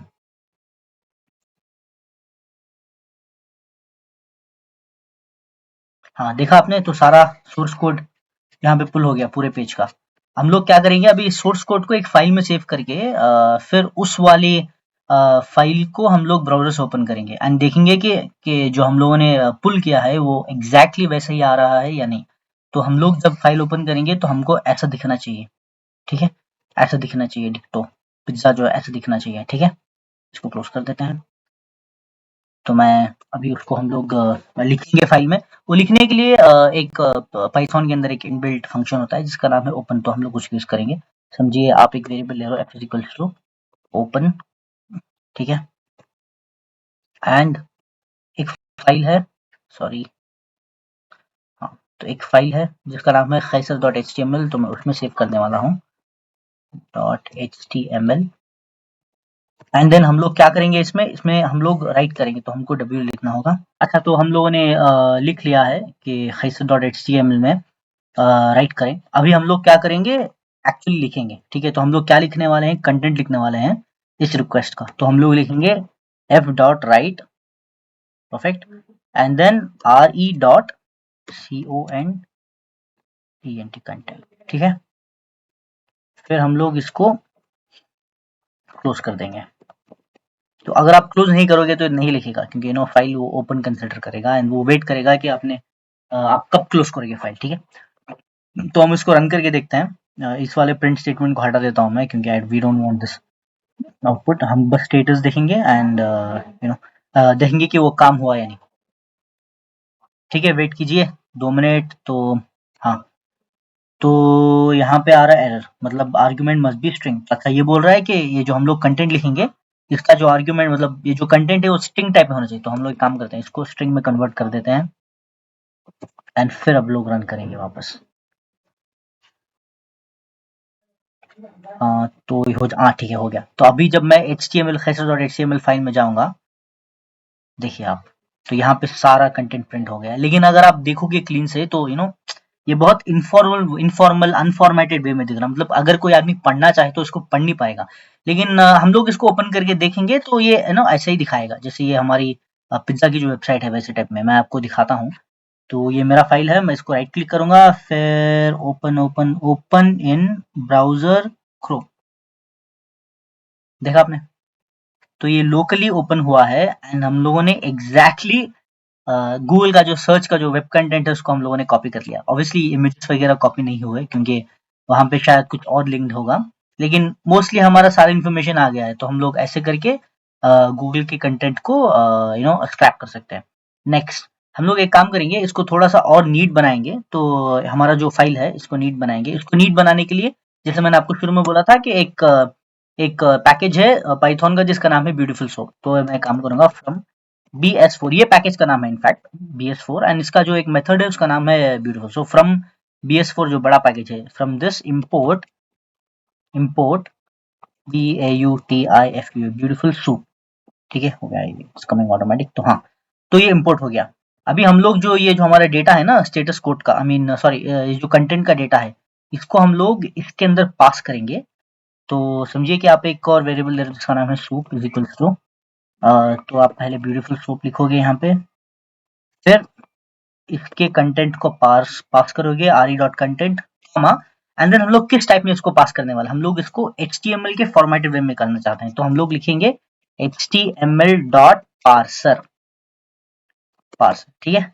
तो ये क्लीन से फॉर्मेट हो जाएगा। फिर हम लोग इसको एक काम करते हैं, प्रिंट करके देखते हैं कि ये दिखा कैसे रहा है अभी। SOUP, ठीक है, प्रिंट शो। हाँ, नहीं नहीं, अभी वो सॉरी, ये सिर्फ पार्स हुआ है कंटेंट, लेकिन हम लोगों को इसको और थोड़ा सा ब्यूटीफुल वे में दिखाना होगा। तो इसके लिए एक फंक्शन है जिसका नाम है, हम लोग बस इस वाले कंटेंट को पार्स किए हैं। अभी हम लोगों को अगर इसको क्लीन से दिखाना है तो इसका नाम है ब्यूटीफुल प्रिटिफाई, ये वाला, ठीक है। हाँ, तो ये वाला हो गया प्रिटिफाई, ओके। अभी हम लोग इसको प्रिंट करके देखते हैं एंड देन ये कंटेंट क्लीन से दिखाना चाहिए, मतलब थोड़ा ऑर्गेनाइज वे में दिखाना चाहिए। लेट्स वेट, मैंने रन स्टार्ट कर दिया है। हाँ, देखा आपने? अगर आप देखोगे तो ये थोड़ा सा और बेटर फॉर्मेटेड वे में दिखेगा, सेंटर का कंटेंट नहीं, क्योंकि ये सर्च है, कम ऑन। हाँ, देखा आपने? तो ये देखिए थोड़ा सा और फॉर्मेटेड वे में है। जो क्लास है, जो क्लासेस है वो क्लीन से हैं, जो इसके जो HTML के जो टैग्स हैं, डिव टैग, वो थोड़े से अच्छे नीट हैं। अगर आप इससे कंपेयर करो, देखो, तो यहाँ पे देखो आप कितना सारे टैग्स जो हैं वो कौन से एक लाइन में ही सारे टैग्स आ गए हैं। लेकिन अगर आप ये देखो तो ये थोड़ा सा नीट है, टैग्स बराबर से प्लेस्ड है। तो ये एक हो गया। तो हम लोग एक काम करते हैं, अभी इसके जो डेटा है इसको ना थोड़ा सा नीट तरीके से इसमें सेव करते हैं। तो हम लोग क्या करेंगे, इसको इसको एक काम करते हैं, इसको एक वेरिएबल में लगाते हैं, समझिए RT is equals to soup dot prettify, ठीक है। तो ये वाला जो प्रिटिफाइड वर्जन ऑफ जो हमारा HTML का कंटेंट है वो RT में सेव हो जाएगा। फिर हम लोग इसको स्ट्रिंग में कन्वर्ट करके RT को इसमें लिख देंगे, ठीक है। तो मैं इसको वापस से रन करूंगा, देखेंगे कि ये क्या रिस्पॉन्स देगा। हाँ, तो ये क्या रिस्पॉन्स दिया, okay okay, so it's giving के यूनिकोड एरर। इसका मतलब ये है कि जो एनकोडिंग है वो स्ट्रिंग टाइप में नहीं है, किसी और में है। तो इसका एक इनबिल्ट फंक्शन रहता है ओपन में, तो हम लोग उसको यूज करेंगे, encoding is equals to U UTF-8,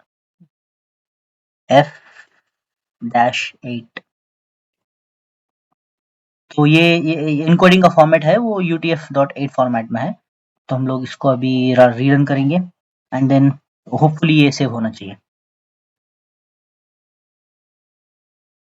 हाँ, वेरी नाइस, सेव हो गया। अभी हम लोग जब इस फाइल में देखेंगे, देखा आपने, तो थोड़ा सा और नीट हो गया है।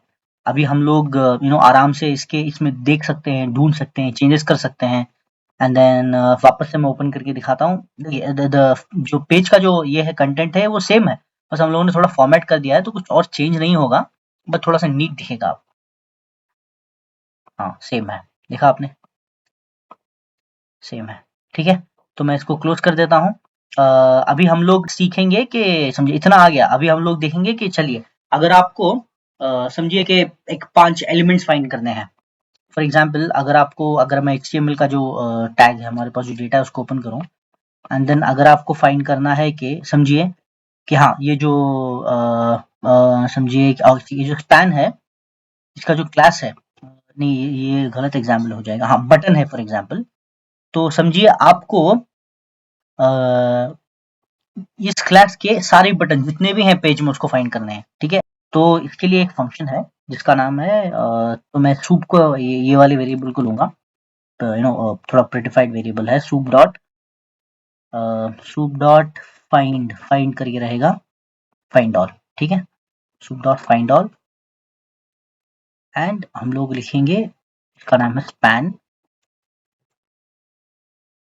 स्पैन स्पैन है एंड इसका क्लास है,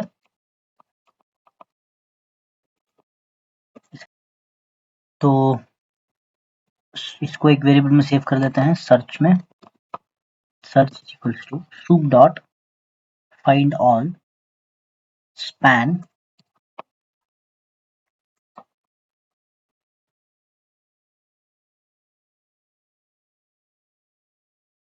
ठीक है, एंड इसका क्लास है ये।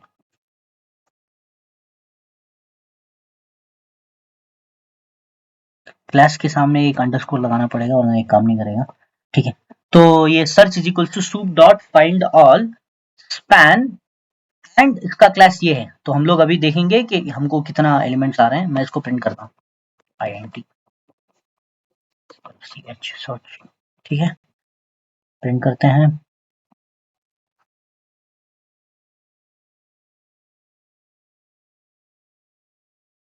ये आया एम्प्टी, मतलब इसका क्लास क्लीन से आइडेंटिफाई नहीं हुआ, तो इसका आउटपुट हमको कुछ नहीं आया। तो हम लोग एक काम करते हैं, कुछ और ढूंढने की कोशिश करते हैं। ठीक है, तो एक काम करते हैं, तो ये वाले क्लास को उठा के देखते हैं, अगर हम लोग इसके थ्रू, हम लोग क्लास के थ्रू भी फाइंड कर सकते हैं, टैग्स के थ्रू फाइंड कर सकते हैं, बटन्स के थ्रू फाइंड कर सकते हैं, लेकिन मैं अभी क्लास का ले रहा हूँ बिकॉज मैं ये वीडियो बहुत बड़ा होते जा रहा है, तो मैं छोटा रखना चाहता हूँ इसीलिए।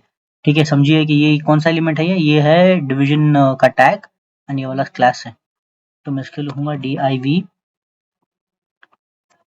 ठीक है, तो मैं फाइंड करने की कोशिश करता हूँ। हम लोग इसको थोड़ा रन टाइम कम करने के लिए इसको कमेंट कर देते हैं ताकि हमको डायरेक्ट जल्दी आंसर मिल जाए। तो मैं प्ले दबाने वाला हूँ, मैं रन दबाने वाला हूँ। ओके, हमारा आउटपुट आ गया। तो कितने एलिमेंट्स हैं टोटल? 1 2 3 4 एलिमेंट्स हैं। अगर आप एंकर टैग यूज करके या कोई और टैग यूज करके आप उसके साथ खेल भी सकते हो, आप उसका डेटा निकाल सकते हो, उसको फाइंड कर सकते हो, उसको स्टोर कर सकते हो, ऐसे सब कर सकते हो। फाइंड ऑल है या फाइंड भी, फाइंड एक फंक्शन है, फाइंड यूज करके भी आप कर सकते हो। तो ये सभी डिफरेंट डिफरेंट तरीके हैं। HTML जो कोड है, ये जो स्क्रैप डेटा है उसके साथ खेलने का, फाइंड है, और थोड़े फंक्शंस होंगे, बट मैं सिर्फ फाइंड यूज किया हूँ। थैंक यू सो मच, और प्लीज नेक्स्ट वीडियो भी देखिएगा। और अगर आप चाहते हो कि मैं स्क्रैपिंग पे स्पेसिफिक हम लोग कोई कोई यूज केस लेके कोई 2-3 वेबसाइट से डेटा पुल करके दिखाएं, तो प्लीज कमेंट सेक्शन में मेंशन कीजिए। ज्यादा रिक्वेस्ट आएंगे तो उसका एक वीडियो बनाएंगे हम लोग। Thank you so much. कुछ डाउट आए तो प्लीज कमेंट सेक्शन में लिखिए। हमारे जो PPT है मैं इसको डिस्क्रिप्शन में डाल दूंगा इसका लिंक, एंड आप लोग वहां से इसको देख सकते हो। Thank you so much, bye. Welcome back everyone.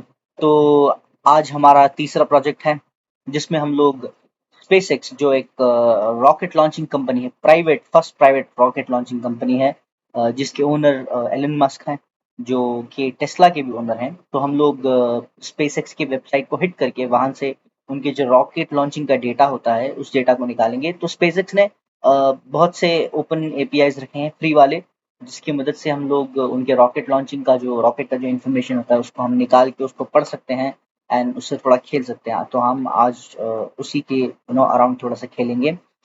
इसके लिए हम लोग 3 पैकेजेस का इस्तेमाल करेंगे या लाइब्रेरीज़ का इस्तेमाल करेंगे। एक तो रिक्वेस्ट जो हमारे पिछले वाले वीडियो में अगर आपने नहीं देखा है तो जाके देखिए स्क्रैपिंग कैसे करते हैं। तो हम लोग उस वैसा ही एक पैकेज जो है रिक्वेस्ट उसको यूज़ करेंगे। फिर पांडास जो एक पाइथन की एक लाइब्रेरी है जो बहुत फेमस लाइब्रेरी है जिसके थ्रू हम लोग डेटा के साथ खेल सकते हैं। तो उसका इस्तेमाल करेंगे लेकिन बहुत छोटा-सा इस्तेमाल करेंगे। फिर एक एक और लाइब्रेरी है पाइथन की जिसका नाम है किंटर जो एक ग्राफिकल यूजर इंटरफेस लाइब्रेरी है पाइथन की। मतलब उस लाइब्रेरी को यूज करके हम लोग पाइथन के मदद से थोड़े से विजुअली टेबल्स बना सकते हैं, थोड़ी विजुअली चीजें बना सकते हैं। तो बहुत छोटा सा हम लोग एक टेबल बनाएंगे जीयूआई टाइप उस लाइब्रेरी को यूज करके। तो चलिए शुरू करते हैं। ये मेरा तो चलिए शुरू करते हैं। ये मेरा तो चलिए शुरू करते हैं। ये मेरा पाइचाम है। ओके, तो सबसे पहले एक काम करते हैं, मैं इन तीनों लाइब्रेरीज को इंपोर्ट कर देता हूँ। इंपोर्ट रिक्वेस्ट, फिर इंपोर्ट पांडाज एस पीडी में भी कोई भी वेरिएबल लिख सकते हो आप। सॉरी, पोर्ट आएगा यहाँ पे। फिर फ्रॉम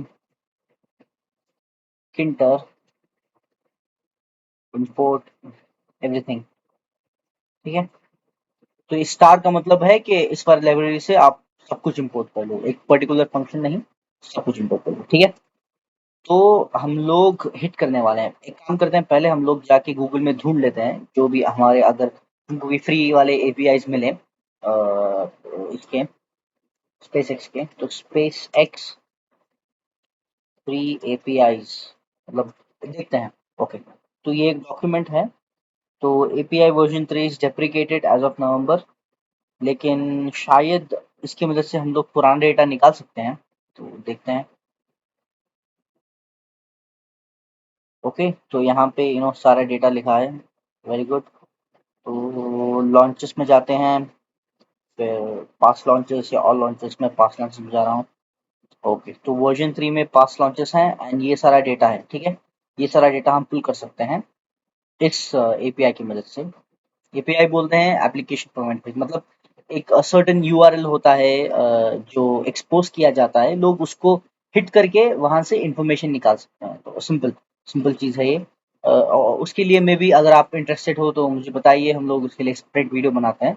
लेकिन इसमें हम लोग एपीआई के बारे में ज़्यादा बात नहीं करेंगे, बस ये जान लीजिए कि ये एक फ्री एपीआई है जिसकी मदद से हम लोग स्पेस टेक्स का जो भी पुराना रॉकेट लॉन्चिंग का डेटा है उसको हम लोग निकाल के उसके साथ खेलेंगे। ठीक है, तो मैं इसको कॉपी कर लेता हूँ एंड देन हम लोग यहाँ पे लिखेंगे सबसे पहले तो एक वेरिएबल लिखते हैं, response is equal to request dot get. फिर गेट के अंदर मैं इस यूआरएल को डालूंगा। ठीक है, इसका आउटपुट देख लेते हैं, स्टेटस देख लेते हैं सबसे पहले। और response print response dot status underscore. Okay, come on. Okay, तो ये 200 मतलब ठीक है। अभी हम लोग क्या करेंगे, इसका जो रिस्पॉन्स है उसको शायद हम लोग प्रिंट कर सकते हैं लेकिन बहुत ज़्यादा रिस्पॉन्स होगा। अगर आप चाहते हो तो मैं प्रिंट करके दिखा दूंगा आपको, बहुत हैवी होगा। तो मोस्टली डेटा नहीं दिखाएगा इसमें, और डेटा डॉटेड वाइज में आ जाएगा। हाँ, तो बस अच्छा ये ओके, रिस्पॉन्स डॉट कंटेंट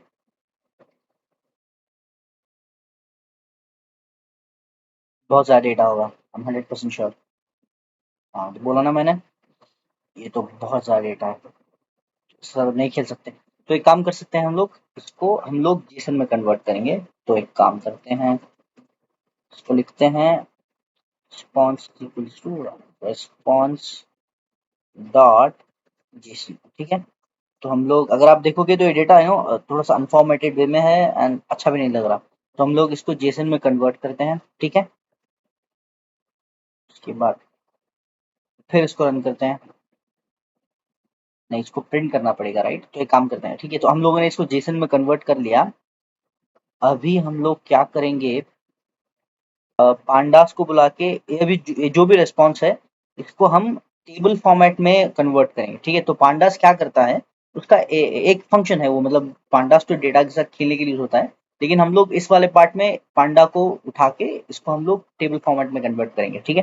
तो एक काम करते हैं, पीडी जो कि डिफाइंड है यहाँ पे, PD is equals to response dot JSON score, और बस नहीं, इसका एक और वेरिएबल लगाते हैं, एक सेकेंड। इसका काम है, इसको डेटा करके लिखते हैं, data is equals to PD के अंदर इसको भेजते हैं, एंड देन एक फंक्शन है जो इस वाले जो हमारे जो रिस्पॉन्स को है इसको थोड़ा सा टेबल में कन्वर्ट करेगा, ठीक है। तो उसका काम है रिस्पॉन्स, ठीक है। ओके, नेक्स्ट हम लोग अभी एक काम करते हैं, ये भी ज़्यादा होगा डेटा, मैं आपको दिखा देता हूँ, लेकिन ये डेटा बहुत ज़्यादा होगा। प्रिंट डेटा,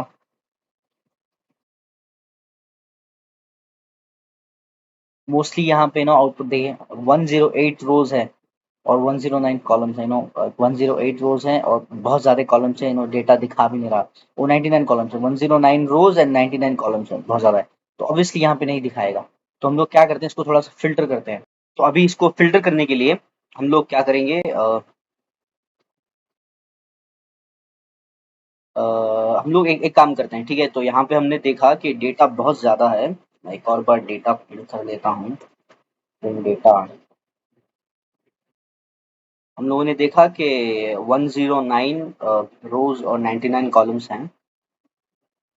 तो मैं एक काम करता हूँ, हम लोग ना कुछ मे बी 3 या 4 कॉलम्स सेलेक्ट करते हैं, फिर रोज और रोज एक या 4 या 5 ऐसे सेलेक्ट करते हैं, ताकि हम लोग ना वो 3-4 कॉलम्स को उसमें से फिल्टर करके निकालें और 4-5 रोज का डेटा निकालिए, बस उसका टेबल बनाएं, बिकॉज ये बहुत मुश्किल हो जाएगा, 109 एक्स ये 99 कॉलम्स, ठीक है। तो मैं एक काम करता हूँ, हम लोग इनकी वेबसाइट में जाते हैं, स्पेस कॉलम की, एंड कुछ वैल्यूज को फिल्टर करते हैं, मतलब निकाल सेलेक्ट करते हैं कि कौन सा फिल्टर है, ठीक है। ये फिल्टर करेंगे, ओके, फ्लाइट नंबर, ठीक है।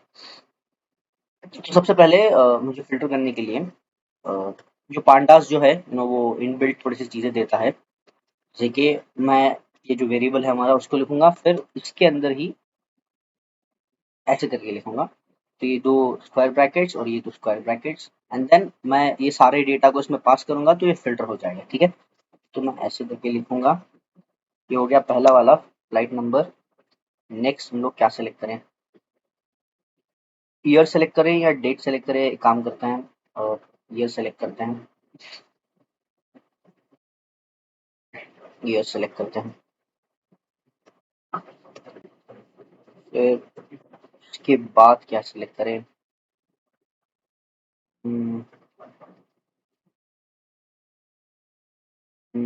लॉन्च डेट, ठीक है। मिशन आईडी सेलेक्ट करते हैं, मिशन नेम भी सेलेक्ट कर देते हैं, ठीक है।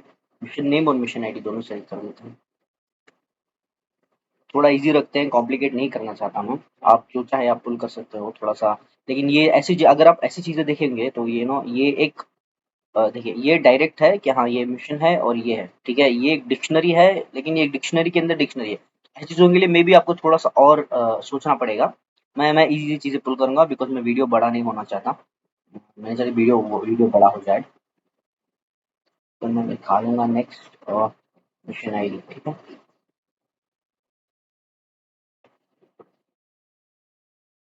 Flight number, launch year, mission name and mission है, ठीक है, इतना काफ़ी है। अभी मैं जब इसको प्रिंट करूंगा तो आप देखोगे कि बस ये वाले कॉलम्स आएंगे यहाँ, हाँ देखा आपने, तो बस 4 कॉलम्स है। अभी नेक्स्ट है, हम लोग बस टॉप के जो 4 रोज होते हैं या 5 रोज होते हैं उनको निकालेंगे, तो उसके लिए एक और कमांड है, पहले मैं एक वेरिएबल बना लेता हूँ टॉप 5 करके, ठीक है, top 5 is equals to data dot head, head मतलब शुरू के 5, अगर मैं टेल लिखूंगा तो बॉटम में आएंगे, तो 5। अभी इसको वापस से प्रिंट करते हैं, top 5।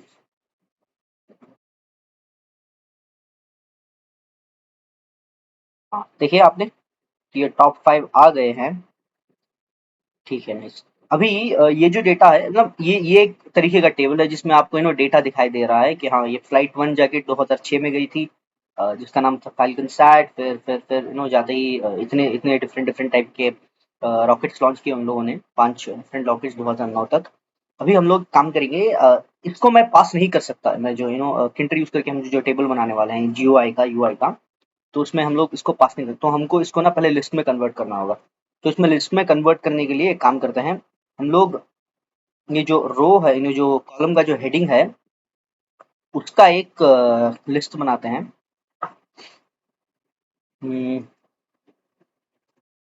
List 5 is equals to,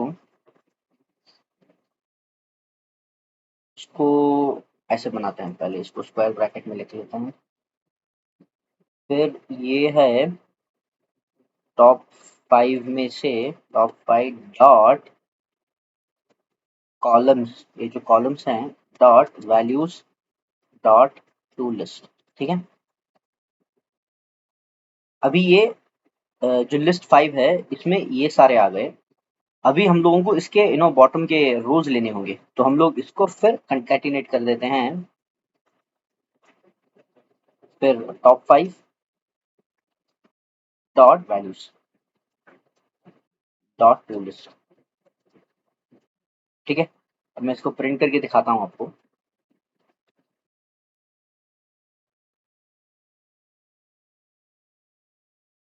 Alright.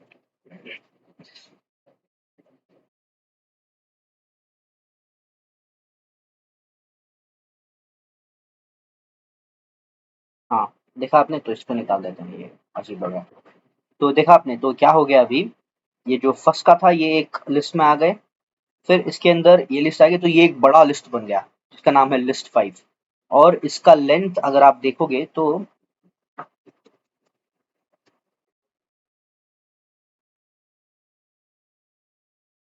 Sorry, ये जो लिस्ट 5 का लेंथ देखोगे तो ये होगा 6 मोस्टली, क्योंकि एक कॉलम होगा फिर 5 वैल्यूज होंगी। हाँ तो 6 है ना, बरोबर। ओके, इसको निकाल देते हैं। हाँ तो इसका वैल्यू है 6, ठीक है, तो 6 हो गया ये भी। अभी हम लोग एक काम करते हैं, अभी इसको हम लोगों को पास करना है, तो पहले ये जो लेंथ है इसको ले लेते हैं, मतलब 6 हो गया, मतलब 6 लेंथ है, तो ये 6 लेंथ जाके 6 रोज में बनेगी, बिकॉज एक कॉलम रहेगा एंड 5 उसके जो वैल्यूज हैं वो रहेंगे, तो ये हो गया रोज। तो मैं इसको लिख लेता हूँ 5 रोज, ठीक है, 5 रोज इक्वल्स टू ये, ठीक है।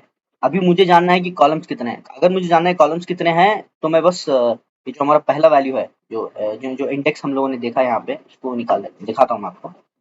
5 कॉलम्स, ठीक है। Length of length of list 5 of 0, मतलब मैं कोई भी अगर जो लिस्ट में से जो कोई भी मैं अगर लिस्ट का आइटम उठा लूँ, मैं इंडेक्स 0 उठा रहा हूँ, क्योंकि वो उससे पता चल जाएगा कि हाँ हम लोग 4 हैं तो 4 कॉलम्स, ठीक है। इतना हो गया। अभी हम लोग काम करते हैं, मैं आपको एक पहले एक टेबल दिखाता हूँ, हम लोग जी ये किंटर यूज करके कैसे बनाएंगे एक simple table without these values, उसके बाद हम लोग वैल्यूज पास करेंगे, ठीक है। तो पहले हम लोग एक क्लास बनाएंगे, अगर आपको जानना है कि क्लास किसे कहते हैं, तो प्लीज मेरा जो ट्यूटोरियल है क्लास से रिलेटेड उसको प्लीज देखिए। क्लास का नाम रहेगा, टेबल रख लेते हैं, ठीक है। फिर एक डंडर इनिट फंक्शन लिखना होगा, क्योंकि ये मैंडेटरी होगा, एंड ये एक डिफाइंड वे है इस इसको यूज करने का, ये जो किंटर है उसका एक डिफाइंड वे है। एक एक मेथड, एक क्लास लिखना होगा, एक डंडर इनिट लिखना होगा, फिर एक फंक्शन कॉल करना होगा।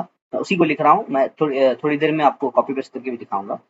देखिए, डेफिनेशन डंडर इनिट आ जाएगा ऑटोमेटिक, एंड हम लोग इसमें एक और वेरिएबल पास करेंगे रूट करके। अभी इसका जो डिफाइंड वे है, मैं आपको उसको कॉपी करके दिखाता हूँ, मेरे स्लाइड्स में है, अगर आप चाहे तो वहां से कॉपी कर सकते हो। देखिए ये 3 फंक्शंस और ये तीन मैंडेटरी है, ठीक है। इससे आपको आपका जीयूआई टेबल मिल जाएगा। मैं कॉपी करके दिखाता हूँ। मैं इसको कॉपी किया, अभी वापस गया, मैंने पेस्ट किया, थोड़ा सा क्लीन से फॉर्मेट कर देता हूँ।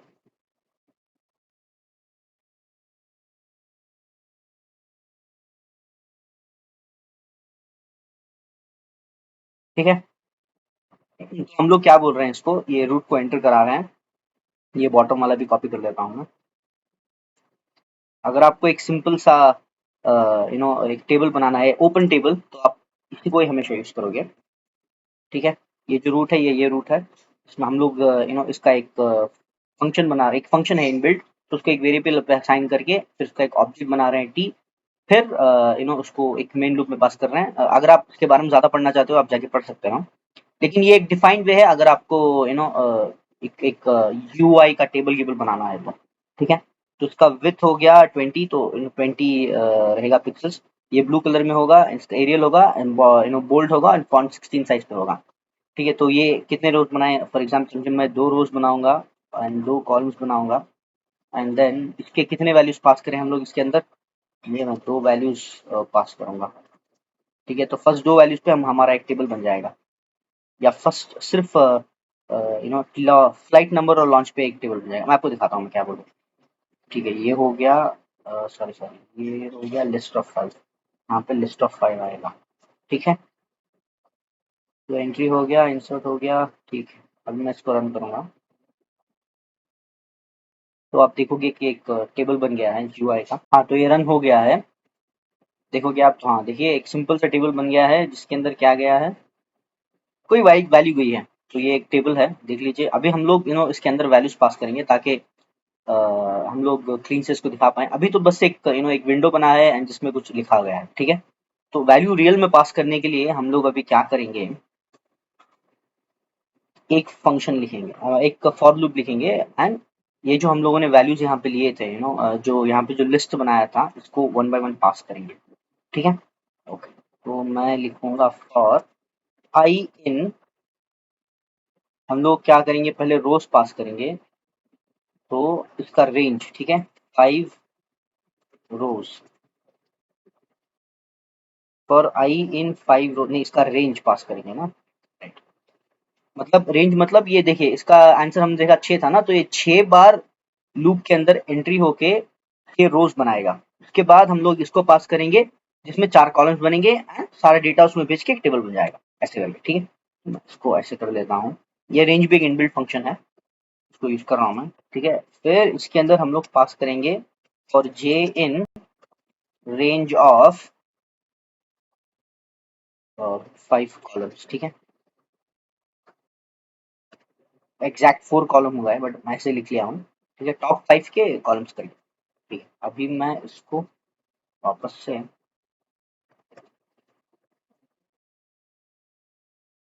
इंडेंटेशन पर्पस, तो ये इसके अंदर आएगा, ठीक है? सॉरी, ये टैब टैब, ओके, इसके अंदर आ गया। अभी हम लोग जब वैल्यूज पास करेंगे, तो हमको 6 रोज चाहिए, तो मैं यहाँ पे आई लिख लेता हूँ। तो 6 रोज बनेंगे एंड देन 4 कॉलम्स बनेंगे, ठीक है?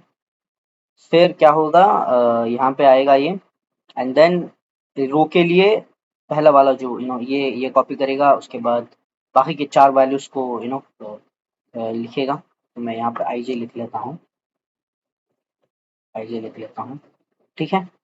तो इससे हमारा टेबल बन जाना चाहिए, होपफुली, ठीक है? तो let's play it and see, stop and run this,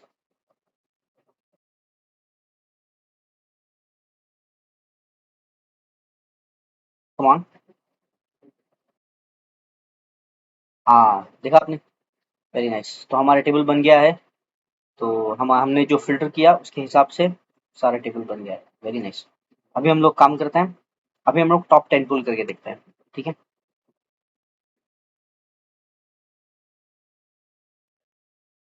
हाँ, देखा आपने, नाइस, वेरी नाइस। तो मिशन नेम भी आ गया, मिशन आईडी भी आ गया, वेरी नाइस। मुझे लग रहा है कि ये लोग जब 2010 से भेजना शुरू किए, तब मिशन आईडी असाइन किए गए होंगे, उससे पहले नहीं था। ठीक है, हम लोग अभी बॉटम के पुल करके देखते हैं, इसको लिखते हैं टेल, शायद, आई एम नॉट रॉन्ग। हाँ, टेल भी पुल बोलते हैं इसको। लेट्स सी रन हुआ है।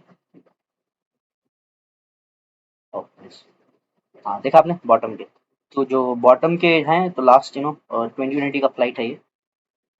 आई मीन मुझे लग रहा है इसके बाद भी उन्होंने भेजे हैं। ये वर्जन जो हम लोग ने लिया है जो डेटा पुल करा है हम लोग, ये वर्जन 3 का है। तो वर्जन 3 में एपीआई में उन्होंने बस 2020 तक का डेटा रखा है। देखिए 109 फ्लाइट भेज चुका है ये, वाह। तो ठीक है, ये सभी इतना हुआ। Thank you so much.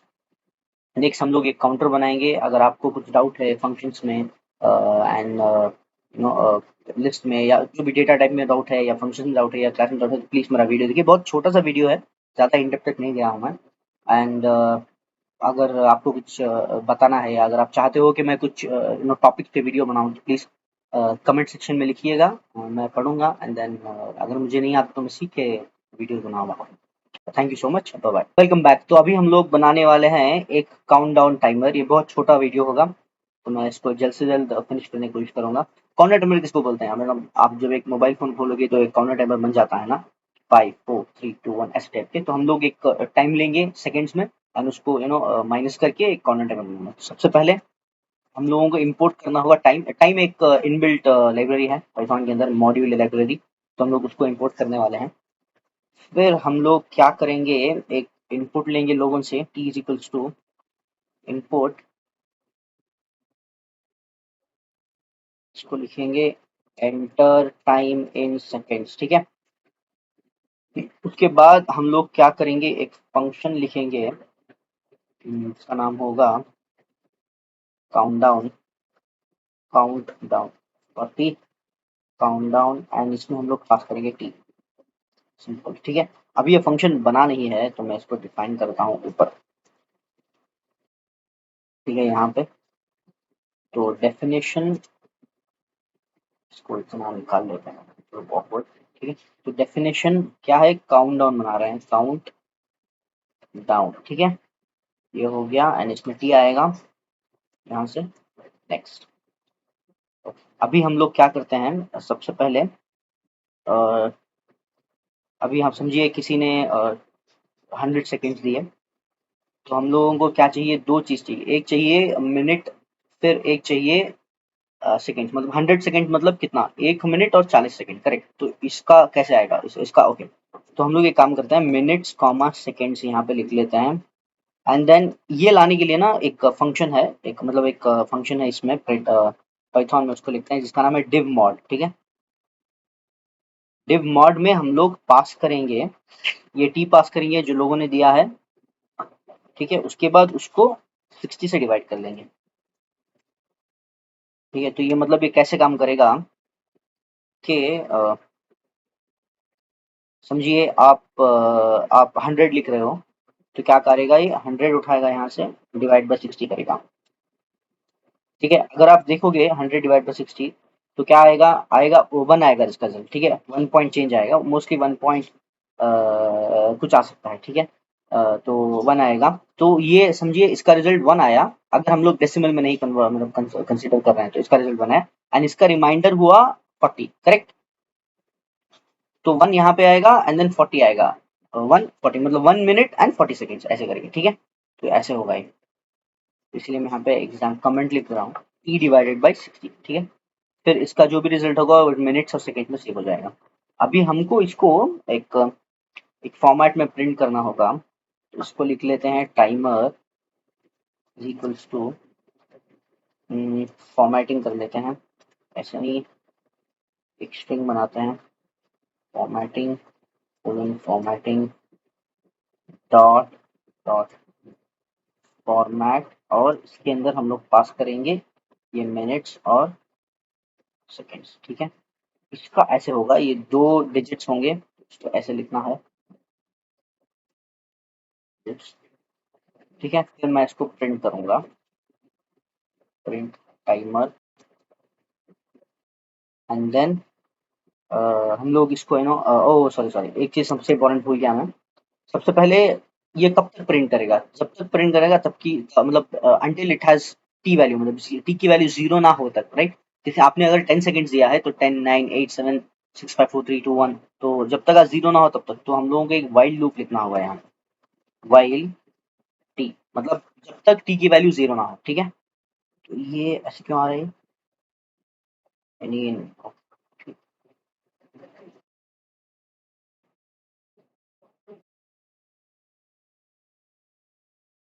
Okay, तो ये हो गया प्रिंट टाइमर।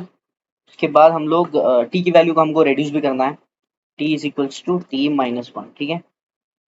एंड देन जैसे ही ओ यहाँ पे पुराना होना चाहिए, इसलिए वो ऐसा रखा देखते हैं।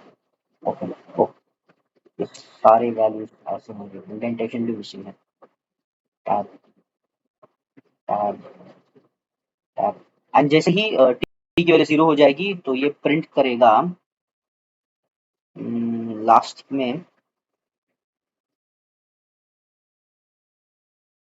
इसको प्रिंट करना है, प्रिंट न्यू लाइन में मिलना चाहता है टाइम आउट, ठीक है?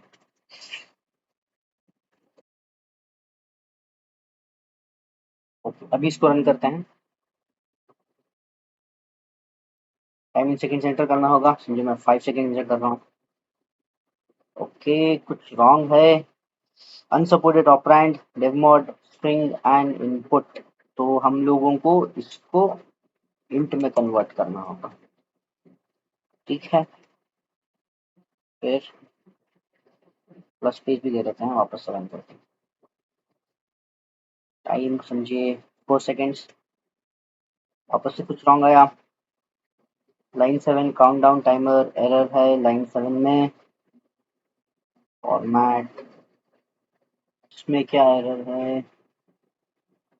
ओ यहाँ पे खोलना होगा फॉर्मेटिंग के लिए। वापस से रन करते हैं। 4 सेकंड्स।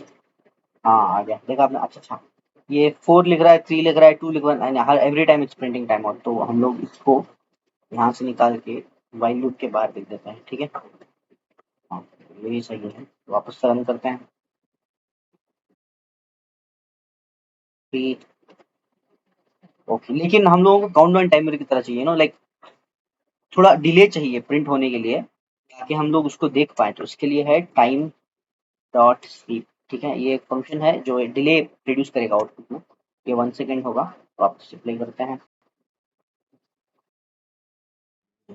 4, हाँ देखा आप? Nice. 4, 3, 2, 1, time out, very nice.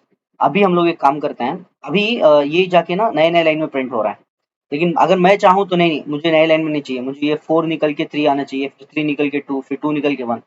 तो इसके लिए हम लोग यहाँ पे प्रिंट के अंदर कुछ खेल सकते हैं। एक फंक्शन है जिसका नाम है स्लैश आर, लिख सकते हैं यहाँ पे। एंड देन मतलब उसी वैल्यू को निकाल के, नो, ये 4 को निकाल के वहीं पे 3 पेस्ट करो, एंड देन इसको एंड विथ इक्वल्स टू ऐसे करके लिखेंगे। हम लोग अगर ऐसे करके लिखेंगे, ये एक इनबिल्ट तरीका है लिखने का, तो ये क्या होगा, ये उसकी वैल्यू को निकाल के फिर यहाँ पे पेस्ट करेगा। लेट्स सी, काम करना चाहिए। 1 सेकंड लिखूंगा मैं। वेरी नाइस, देखा आपने? 1, 0, time out, very nice, very very nice. जैसे ही 1 हो जाएगा यहाँ पे टाइम आउट आ जाएगा। ओके, बस इतना ही ये था। Thank you so much. अगर कुछ डाउट है तो प्लीज़ कमेंट सेक्शन में मेंशन कीजिए, एंड मेरे सारे वीडियोस देखिए, एंड प्लीज़ सब्सक्राइब भी कीजिए। Thank you so much, bye.